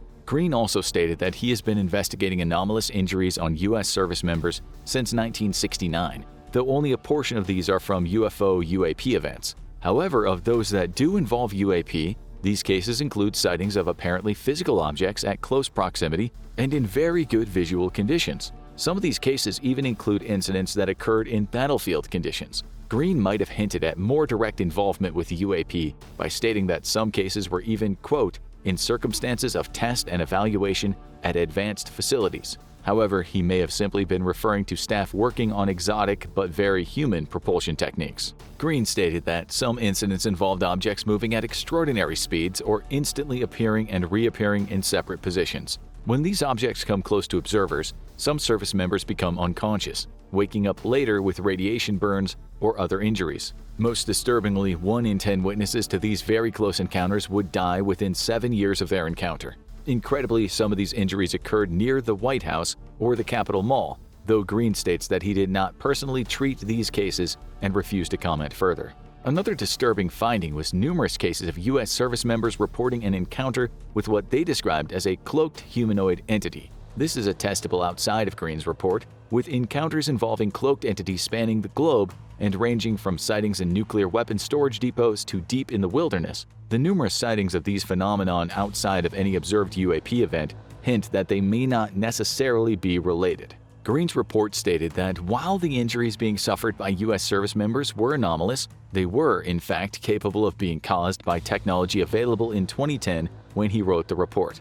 Electromagnetic weapons had already been tested at that time that could produce second-degree burns on subjects from several hundred meters away, as well as cause intestinal distress or sensations of burning. Since then, we've seen the technology adapted for use as a crowd control weapon. In his report, Green also states that successful tests using EM devices to produce audible voices inside people's heads had been conducted by thermoelastic expansion of intracranial spaces. Next time a crazy person tells you the government is putting voices in their head, it might be worth giving them a listen. However, Green's acknowledgement that the technology exists to create some of these effects was not an admission that similar devices were responsible for the cases he treated. For starters, many of these date back to his start in 1969, when the technology was impractical to be used on a battlefield. Rather, Green's focus was to work backward from known technology to ascertain how these effects are being generated by observed UAP, leading to the realization that these crafts were emitting blasts of radiation as part of their propulsion. Given their transmedium properties or ability to effortlessly shift from space to air to water, as well as extreme feats of speed and maneuverability, it's believed that these crafts may move by warping space around them, resulting in the release of high-energy microwaves and ultraviolet waves. The AAWSAP program that Green was involved in investigated a prominent case of injury suffered by exposure to UAP phenomenon, resulting in significant health issues. The case involved a biotechnologist whose identity was kept secret to protect his privacy, but who witnessed 3 blue orbs flying in a field near Bend, Oregon, in May of 2005. He and his daughter, who was out for a ride at the time, watched the orbs fly around the field until they seemed to take note of them, at which point they rapidly approached their vehicle. Approximately the size of a softball, the blue orbs flew through the vehicle, with one passing through the man's chest and arm. The man would begin to feel dizzy and nauseous in the following days and soon started losing his hearing and eyesight. He would be diagnosed with a rare type of cancer in his chest. Green isn't the only person that the U.S. Department of Defense reached out to over concerns that the UAP were harming U.S. service members. Dr. Gary Nolan, professor of pathology at Stanford University, has been unapologetic about his research into the UFO phenomenon. He first became interested after hearing of a possible alien remains. The small skeleton was indeed highly anomalous, but a study of the remains revealed numerous mutations in skeletal genes, which likely explained the strange biology, as Nolan would explain. His study of the Atacama skeleton drew the attention of the CIA and a number of aerospace contractors. He was asked to study a number of American pilots who had come into close contact with UAP and suffered adverse effects from it. Some of the effects the pilots suffered were rather extreme, including scarring of brain tissue itself, also known as white matter disease. Per Nolan's estimate, he looked at about 100 patients, not just pilots, but personnel working across the military, government, and aerospace sectors. What Nolan and his team discovered is that people who have claimed to have had a UAP experience had what he described as, quote, overconnection of neurons between the head of the caudate and the putamen. This area of the brain is associated with perception and poses the question of if these overconnections existed prior to the sighting, or if the sighting was possible exactly because of these overconnections. In other words, Nolan proposed as a hypothesis that perhaps people with overdeveloped sensory abilities are more likely to spot the phenomenon, indicating that at some level, UAPs may be either affecting human perception or more likely to be perceived by a certain segment of the population. Even more curious, when Nolan investigated the MRIs of several dozen patients, he found that people with this overdeveloped region of the brain are more likely to seek out a partner with a similar condition than not. Could there be a UFO gene? Or could mankind be evolving over time to better identify a phenomenon perceived as a potential threat? Nolan's interest in this phenomenon led him to investigate alleged recovered materials from UFOs. In one case, his team analyzed debris left behind by an alleged UAP with some curious results. Known as the Council Bluffs incident, the event occurred on Saturday, December 17, 1977, in Council Bluffs, Iowa. At approximately 7:45 p.m., 2 residents of Council Bluffs witnessed a red orb falling to Earth near the northern end of the town. It did not appear to be in complete freefall, but it was moving rapidly enough to indicate an imminent crash. Moments later, the object disappeared below the horizon line, followed by a bright flash of light and tall flames. Upon reaching the scene, the witnesses discovered an area covered by molten metal, which glowed red-hot and had set the grass on fire. Arriving police and a fireman who were on the scene 15 minutes later estimated that the mass was about 35 to 55 pounds and still liquid enough to boil and run along the contours of the terrain. There was no crater to indicate an impact, and the center of the mass of molten metal remained warm for over 2 hours. The site was near a local airport, and at first some sort of accident was suspected. However, the airport reported no accident or in-flight emergency from any of its craft, and the lack of the impact crater made a meteor highly unlikely. Chemical analysis at Iowa State University and Griffin Pipe Products Company found that the material was a metallic alloy mostly made up of iron with small parts of nickel and chromium. The scientists concluded that the sample was likely carbon steel that had been cast and then reheated to 1,000 degrees before being cooled. However, that explanation doesn't account for how a very large amount of very heavy steel could have been deposited at the site, still in a completely molten state. Nor were any explanations offered for the luminous object viewed by the 2 witnesses, who were deemed responsible for depositing the pool of molten metal. Within an hour of the event, an additional 11 witnesses came forward, all of whom attested to observing the same object. Witnesses described a bright, quote, reddish ball that fell straight down to Earth, followed by a bright flash and flames as reported by the original witnesses. Further investigation revealed additional witnesses throughout the community, including some who had a much better and closer vantage point. One couple who'd been driving nearby at the time reported seeing a round object with bright red lights blinking in sequence around its periphery. The object hovered stationary for a few moments before the witnesses lost sight of it. It was thus speculated that the object had not crashed, but rather rapidly descended to treetop height and then ejected the molten mass for some unknown purpose. The U.S. Air Force responded to the Council Bluffs police request for aid in the case. Their report suggested the object had been space debris, but the Air Force countered that the object was unlikely to be space debris, as re-entering debris does not impact in a molten state. The lack of a crater or indentation also hinted that it could not have been space debris, as did the fact that the object was seen glowing at elevation of only a few hundred feet, and space debris does not remain glowing at that altitude. Further, the analysis of the molten material revealed no structure, thus making it unlikely it had ever been a manufactured space object. Strangely, though, the Air Force concluded that the incident did not merit further analysis or investigation. With the debris and aircraft accident theory out, some suggested it was a hoax perpetrated with the use of thermite. Yet when witnesses arrived on scene, the metal was still in a liquid state, and the chemical analysis revealed no trace of thermite. Further, it does not explain the nearly 24 witnesses who had seen the orb-like objects with varying degrees of detail, given their vantage points. Another theory positing that a hoaxer had simply poured molten metal in the area was deemed almost certainly impossible, given the amount of equipment needed to keep some of the material liquid in the first place and the fact that no metallurgical plant in the area had done any pouring on that day. Nolan's modern investigation into a sample of the material revealed that it had been incompletely mixed, further baffling researchers into the material's origin or purpose. One hypothesis was that the material could have been part of an advanced type of exotic nuclear reactor known today, but the sample was missing some of the elements for the type of materials needed for such a reactor to work properly. There have been 15 known cases of material ejected by UAPs, though we only have a few samples available for study. Some of these samples indicated extreme levels of purity, which would have been very expensive to manufacture at the time, such as a sample recovered from Ubatuba in Brazil, where a UAP ejected a form of nearly pure magnesium. The fact that the chain of custody on that sample is questionable in places, though, and the ability to easily obtain a similar composition sample today makes this a difficult case to verify. It's difficult to verify materials of non-human origin, given the long historical timelines and problems with verifying chain of custody. But Dr. Nolan's efforts are part of a growing scientific push into the serious investigations of UAP. This effort faces a historical counter-push from establishment academia, who perpetuates ridicule culture around the phenomenon while offering no plausible explanations for the physical, electronic, and witness evidence indicating the presence of UAP on Earth. With growing pressure from the public and even defense officials, though, a demand for a serious investigation into the phenomenon has resulted in a new effort by the Department of Defense and the growth of civilian-led efforts such as the Sol Foundation and the Galileo Project. While we cannot ascertain the true identity of the UAP, we do have evidence that even if not outright hostile to human life, they are disturbingly hazardous to our health, and this warrants serious and immediate consideration.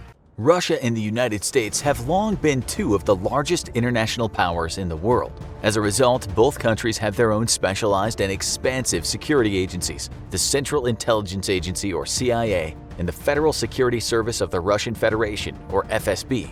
Established shortly after the Second World War in 1947, the CIA has been responsible for the gathering and analysis of highly sensitive information all over the world on behalf of the United States federal government. The FSB was formed more recently, in 1995, as a modern replacement for the Soviet Union's KGB. It's tasked with various responsibilities such as counterintelligence and counterterrorism operations, surveillance, border security, and investigating any violation of Russia's federal law. We previously covered how the CIA and KGB fared against each other in CIA versus KGB, which was better during the Cold War. But how do their modern, present-day equivalents hold up?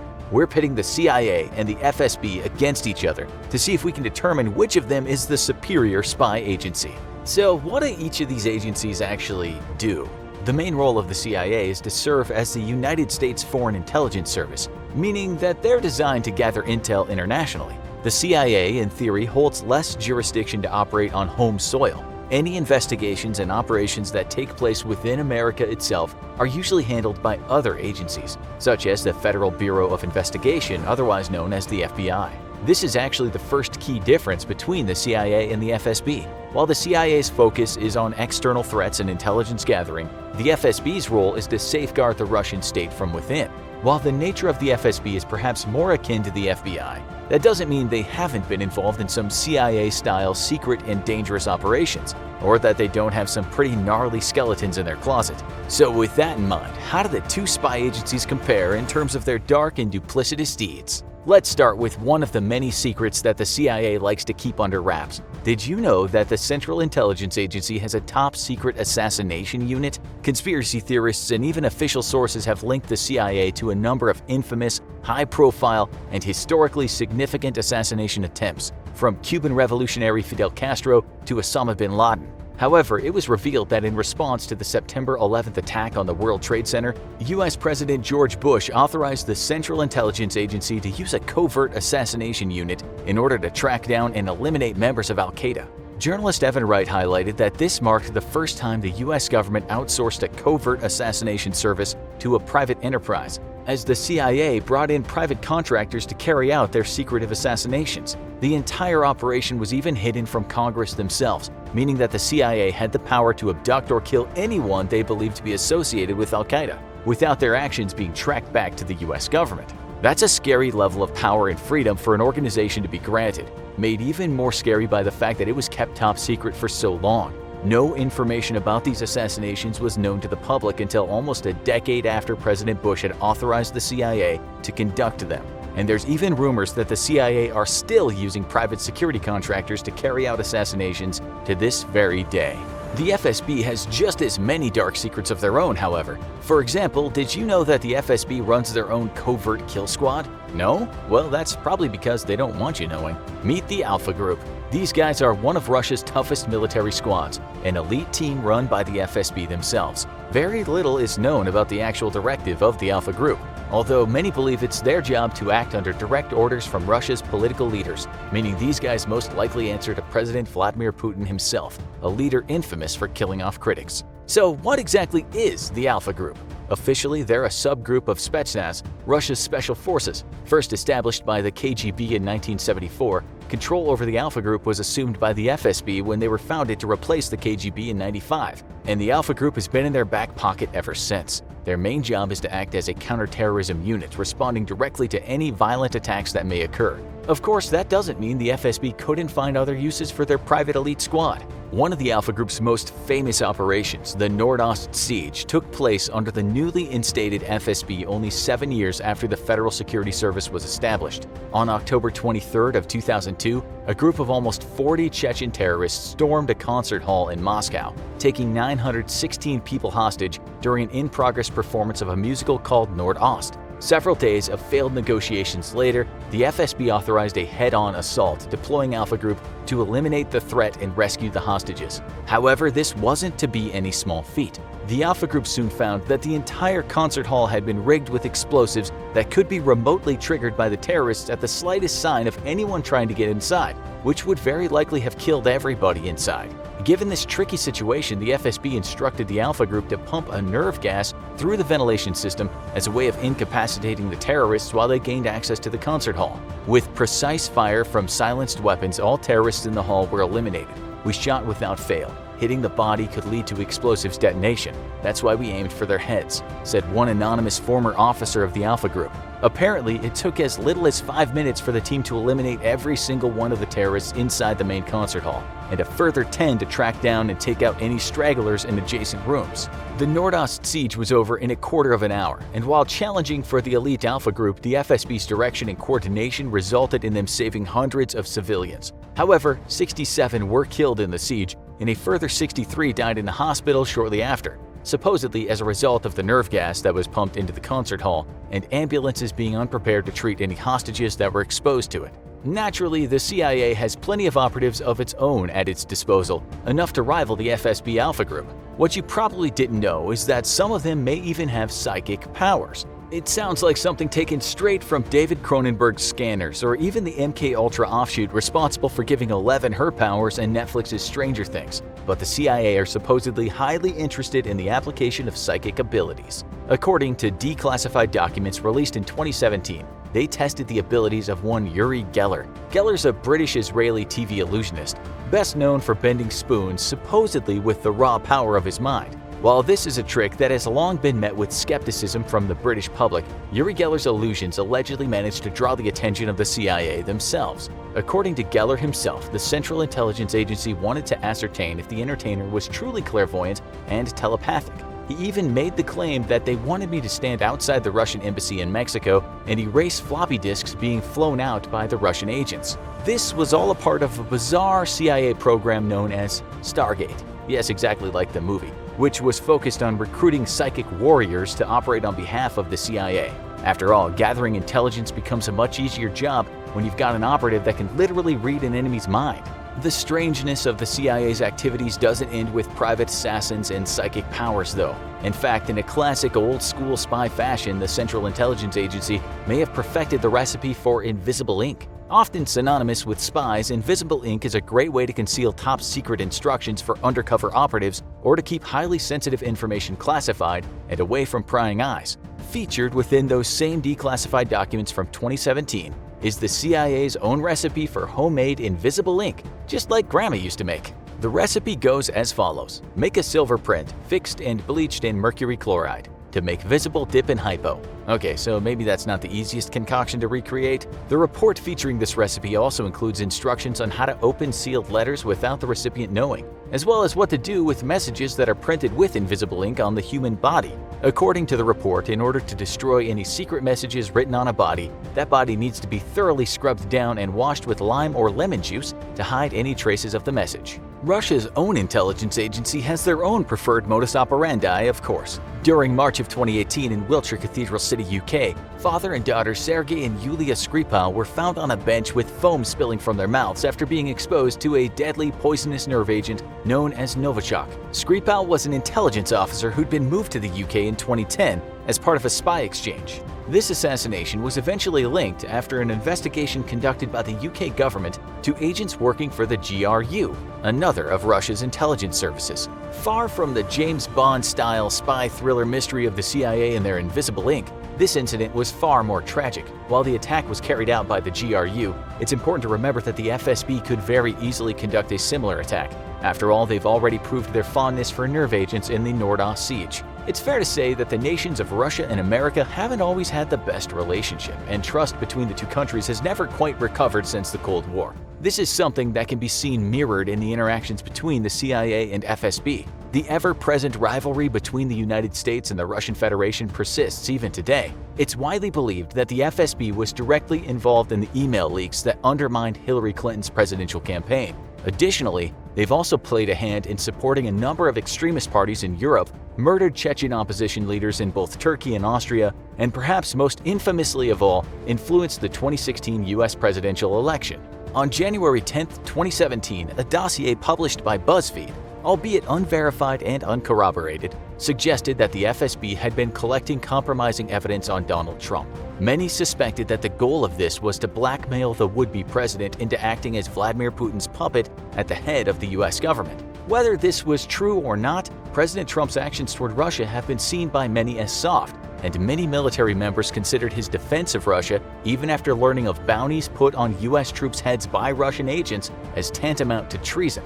But the CIA aren't above interfering in Russia's affairs either. Decades prior to the 2016 election, they recruited a Russian official who gradually began to climb the ranks of the country's government. This informant within the Kremlin became one of the CIA's most valuable and protected resources, feeding them information that pointed to the potential involvement of Russia and the FSB in the 2016 election. However, this informant, who served as the CIA's only eyes into their inner workings of the Russian government, was eventually extracted from the country for his own safety, with the CIA still protecting his identity to this day, although some believe it might have been the ill-fated Sergei Skripal. So which is the better spy agency? In one corner, secret assassins, psychic powers, and invisible ink. In the other, highly skilled elite special ops teams and a lot of nerve agents. It's almost too close to call. We'd like to think the CIA assassins with powerful telepathic abilities could hold their own against the FSB. And who knows, maybe somewhere in the world, in the shadows where civilians aren't allowed to look, a fight like that is going on, and we'd never even know. But if we're keeping our feet firmly rooted in the realm of reality, meaning psychic warriors need to be discounted and secret mind control projects like MKUltra are just seen as expensive and unethical failures, we feel like we need to give this one to Russia. While the CIA's history as a spy agency is definitely illustrious and influential, just ask the many countries and organizations they infiltrated, they don't quite match up to the calculated ruthlessness of the modern Russian FSB. Not to assassin shame you or anything CIA, but at least the FSB doesn't need to subcontract its extrajudicial murders. Just saying. Bad Teeth was the lead investigator. He spoke English the best. He also had noticeable cavities, hence David's secret nickname for him. Several times, the three prisoners were dragged from their stifling tiny cells in the bowels of G2, the Cuban intelligence agency, and taken to a small room where Bad Teeth and other interrogators repeatedly questioned them. From the start, the mission had been a risky idea, and this outcome was the worst-case scenario. In August 1960, three technicians from the CIA's Technical Services Division, David Christ, Thornton Anderson, and Walter Zeminski, were sent to Havana, Cuba, to install surveillance equipment in the future Chinese embassy. The year before, Fidel Castro and his band of revolutionaries had ousted the country's American-backed military dictator, Fulgencio Batista. US and Cuban relations were very tense, and there was growing influence from the Soviet Union and China with Cuba, hence the need for the US to bug the Chinese embassy. Upon arriving in Havana, the plan changed to installing listening devices in the apartment of a CIA asset who lived above the soon-to-open new China news agency. Just before midnight on September 14, 1960, the three CIA agents were installing hidden microphones when Cuban authorities burst into the apartment. They were searched and then herded into the back bedroom, where they were forced to remain silent. The Cubans laid in wait to ambush in case anyone else was coming. As the night dragged on, the captors became bored. One policeman accidentally shot himself in the hand while playing with his service-issued revolver. The next day, the three agents were moved to the prison at G2. Each time they were interrogated, they stuck to the same flimsy cover story. They were tourists. While visiting Havana, they had been asked by an embassy employee to do a little electrical work for him. Meanwhile, back at the CIA headquarters in Langley, Virginia, John Mertz, the man tasked with extracting the captured agents, was sweating bullets. David shouldn't have been out in the field. He had recently been promoted to be in charge of the field techs who planted bugs. There was some grumbling that he was just a desk jockey. Therefore, David had leapt at the chance to go on a mission and bolster his rep. The problem was he had top secret clearance and extensive knowledge of agency bugging operations worldwide. Even worse, not long before his disastrous mission, David had been briefed on the planned invasion of Cuba. These plans hadn't yet been finalized, but if he broke under interrogation, Castro's forces would be fully prepared for one of the CIA's largest ever covert operations. The three agents had gone to Cuba with shallow cover identities, just US passports and driver's licenses with fake names. The first thing John did was quickly shore up their identities, including falsifying records. Thankfully, between the background of the false identities and the Cubans being poor at interrogating, none of the three prisoners broke. The Cuban authorities came to believe that the men really were tourists that were duped into espionage by American embassy personnel. After nearly a month in G2, the three were transferred to La Cabana, an old Spanish fortress turned prison. The men tried to keep under a strong mindset. However, they could often hear the rat-a-tat-tat of gunfire as other prisoners were executed on the grounds not far from their cells. On December 18, 1960, the Cuban government held the agents' trial. The American consul, Hugh Kessler, made an appearance as their representative. Surprisingly, the prosecution did not demand a death sentence as the men expected, but rather 30-year prison terms. While awaiting sentencing after the trial, Hugh was upbeat, telling the prisoners they'd done great jobs on the stand. He left that afternoon promising to see them on the next visitation day. But a few days later, the United States withdrew diplomatic recognition of the Cuban government and closed their embassy. The prisoners were cut off from counsel and were ultimately sentenced to a 10-year prison term for activities against the security of the Cuban state. On January 23, 1961, David, Thornton, and Walter, along with 24 other prisoners, were sent to the Presidium Modelo on the Isle of Pines, south of the main island of Cuba. The prison complex was a panopticon, originally constructed in the 1920s. 5 circular buildings each held hundreds of cells, with no cell doors to keep the prisoners confined within. On the main floor, in the exact center of the common area, was an enormous watchtower with dark-tinted windows. Guards entered and exited through a subterranean tunnel, so the prisoners never saw them and never knew exactly when the guards were looking at them. The first thing the new prisoners noticed upon arrival was the smell, a fetid stench of thousands of unwashed bodies living in poor conditions. The prison was meant to house 2,500, but was badly overcrowded with some 4,000 prisoners. The second thing was the noise. The prison had a persistent din. Men yelled, threw bottles, banged on metal buckets. The new prisoners were forced into a single-file line and marched inside. Then they were stripped naked, their meager possessions confiscated, and given ratty prison uniforms. Luckily, the 3 agents were able to get 2 adjoining cells inside Circular 4, so they stayed together for the duration of their sentences. Back at Langley, John was brainstorming on how to get the agents freed. The prison was heavily guarded, so going in guns blazing was a bad idea. Besides, an armed rescue might alert the Cubans to the fact that they had a valuable prisoner in their custody. John reached out to a contact of his,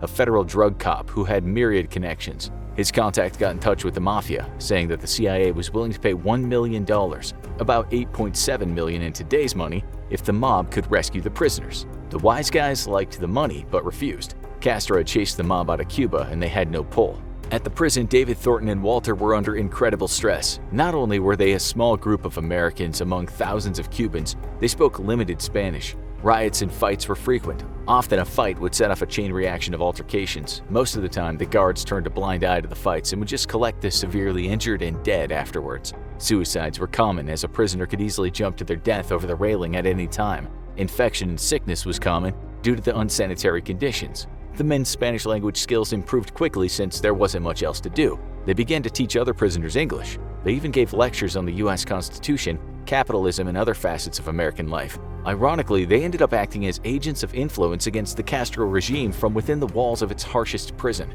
One night in April 1961, the prisoners were awakened by the sound of anti-aircraft fire. The prison shook as several American B-26 bombers swooped low overhead. David, Thornton, and Walter secretly cheered. They knew an American invasion would free them, but no liberators arrived. A few days later, through the prison grapevine, they learned that the CIA-led invasion at the Bay of Pigs had failed. After the attempted invasion, Castro was angry and also fearful of future takeover attempts. The location of the failed invasion suggested that the Isle of Pines might have even been one of the invaders' planned targets. If the Americans had been able to free the prisoners, Castro would have been driven out. Castro decided to implement a cruel preventative measure. He He ordered that the Presidium Modello be rigged with explosives, so if necessary, the entire facility could be destroyed and all the prisoners killed with the push of a plunger. Suddenly, the workers showed up at the prison and spent several days using jackhammers to cut holes in the support pillars of each building. They also ran a buried conduit far away to a point outside the perimeter fence, well out of the blast zone.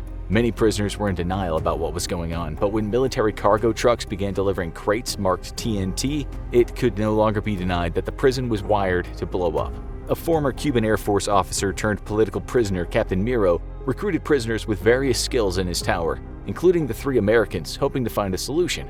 At first, David was worried that helping others might blow their covers, but the potential for death if the bombs exploded trumped his identity being found out. The group realized that they'd have to figure out how to disable the explosives without leaving any telltale indicators of tampering. Also, anything they did would be common knowledge throughout the prison within hours. The men had to trust that the other prisoners understood that they were all in this together and that no one would snitch. Exploration revealed that in the first-floor lavatory there was a small drain pipe that led to the utility tunnel. From there, they could access the buried explosives. As a bonus, guards went out of their way to avoid the putrid toilets, so it wasn't often that someone was in there. Captain Miro tasked 2 prisoners, Manolo and Biscaino, with widening the hole from 5 inches to at least a foot wide. They used improvised hammers and chisels to chip away at the concrete behind the toilet. The typical noise of the prison disguised their work. Once the hole was bigger, one of the smallest prisoners, a street-smart kid, nicknamed Americano, was enlisted. At noon, while the guards ate lunch, there was a 15-minute window where they wouldn't be around. Taking advantage of this time gap, Americano slipped through the hole and found himself in a large, dim utility tunnel. He tiptoed through the tunnel and took mental notes of what he observed. Large concrete support columns had narrow holes drilled into them and were wired together like telephone poles. Americano felt around inside one of the holes in the concrete until his fingers found a putty-like substance. Americano reported his findings to the crew. It wasn't good. The next day, Americano went exploring the utility tunnel again. This time he was tasked with bringing back samples of anything he could find. Americano returned with a primer cord, blasting caps, and a 5-kilogram block of TNT he had found lying in a corner. The soldiers had rigged the dynamite with some sort of fail-safe detonation system. An electrical line ran to thousands of pounds of explosives through the dedicated channels drilled into the concrete columns. Worse, there was a second channel with high-grade primer cord, the kind of high-speed fuse ignited with a blasting cap. If the electrical detonation system malfunctioned or was tampered with, the primer cord could be ignited from a shed a half-mile from the prison. Both systems would need to be sabotaged to stop a potential bombing without the guards realizing that sabotage had occurred from within the prison. What's more, the prisoners had limited tools to disable the explosives with: razors, knives, sewing kits, and whatever they could improvise. While David worked on creating a sabotage plan, Walter worked on a plan for what to do in case they disabled the bombs and the guards tried to trigger them and realized what had happened. They would have mere minutes from the time the bombs were triggered until the guards realized the sabotage. They would have to make frontal assaults on the main perimeter gate to have any chance of a mass escape. On subsequent trips to the tunnel, Americano stole several blocks of malleable TNT and blasting caps. Walter and some other prisoners made improvised hand grenades using empty tin cans, rocks, and nails. Crude timer fuses were fashioned from IV tubing from the infirmary and ground-up match heads. A prisoner who had been the chief chemist for the Bacardi Rum Company figured out how to distill alcohol from fermented fruit scraps and made Molotov cocktails. Because of the open design of the prison, the men worked in their cells in full view of the central guard tower. They worked in shifts and just hid their assembly efforts simply by turning their backs to the tower. David devised a method to short the electrical wire by cutting the insulation, twisting the wires into an X shape, then shoving the insulation back down over the twist, thereby concealing the break from cursory examination. He also came up with a method to use a sewing spool to block the tunnel once the primer cord was cut, therefore maintaining tension in the line. Once the sabotage was worked out, Americano had to be trained to perform the actual work. Mimicking the dark, cramped conditions he'd be working under, Americano practiced defusing the bombs by lying on his stomach, completely covered by a blanket to block out all available light. He went through the complex procedures over and over until they ran out of stolen materials to train with. One night, an hour before the final prisoner count of the night, Americano slipped into the utility tunnel and confidently sabotaged the bombs. Minutes later, he was back. Mission accomplished. After Americano's success in Circular 4, detailed instructions were passed through the prison grapevine to the prisoners in the other towers. Within several days, word came back from each circular. The explosives in all 5 buildings had been successfully defused. From the beginning, Wilma Christ had pushed the CIA for info about her husband David and the other 2 captives. Upset about the runaround she was getting from the CIA's Office of Security, she went around normal protocol and contacted officials she had met socially. Eventually, her tenacity paid off and the CIA facilitated a meeting between her and U.S. Attorney General Robert Kennedy. Wilma was told about a plan to send a U.S. delegation to Cuba. The objective was negotiations to free 1,100 rebels captured during the Bay of Pigs invasion. At her insistence, Wilma was able to meet with the leader of the delegation, James Donovan, a prominent lawyer who previously negotiated the exchange of a captured Soviet spy for a downed American U-2 pilot. He was sympathetic to Wilma's pleas to get her husband free. Over many months, John made several trips to Cuba to hold face-to-face conversations with Castro. Ultimately, an agreement was made that Cuba would release the 1,113 prisoners from the Bay of Pigs and allow their families to depart Cuba with them, 9,703 people in total. Also, Cuba would release 37 additional American citizens, including David Thornton and Walter. In exchange, Cuba would receive $2.9 million raised by private companies and charitable organizations, $53 million worth of medicine and baby food for the Cuban people, the release of 4 Cuban prisoners, and 17,500 tons of surplus food from the U.S. Department of Agriculture. One day, in March of 1963, guards called out the names of several Americans, including David Thornton and Walter. They were ordered to the courtyard. David thought they were going to be executed, but instead the prisoners were marched outside of the complex. After 2.5 years of imprisonment, the 3 agents were free. After flying to Miami, intelligence officers hustled the 3 agents away from the waiting cameras. They were subjected to interrogation and made to endure multiple polygraph tests. The CIA was very concerned that the 3 may have been brainwashed and were now double agents. They thought there was no way they maintained flimsy covers for 2.5 years under such circumstances. However, eventually Thornton and Walter returned to regular operational duty. David was reassigned to a desk job at the Directorate of Science and Technology, far away from field operations. Some 16 years later, as some of the secrecy around the ordeal lessened, the 3 men were awarded the Distinguished Intelligence Cross, the CIA's highest decoration for their overall courage, strong morale, under miserable conditions, and extraordinary risk-taking to help save the lives of their fellow inmates.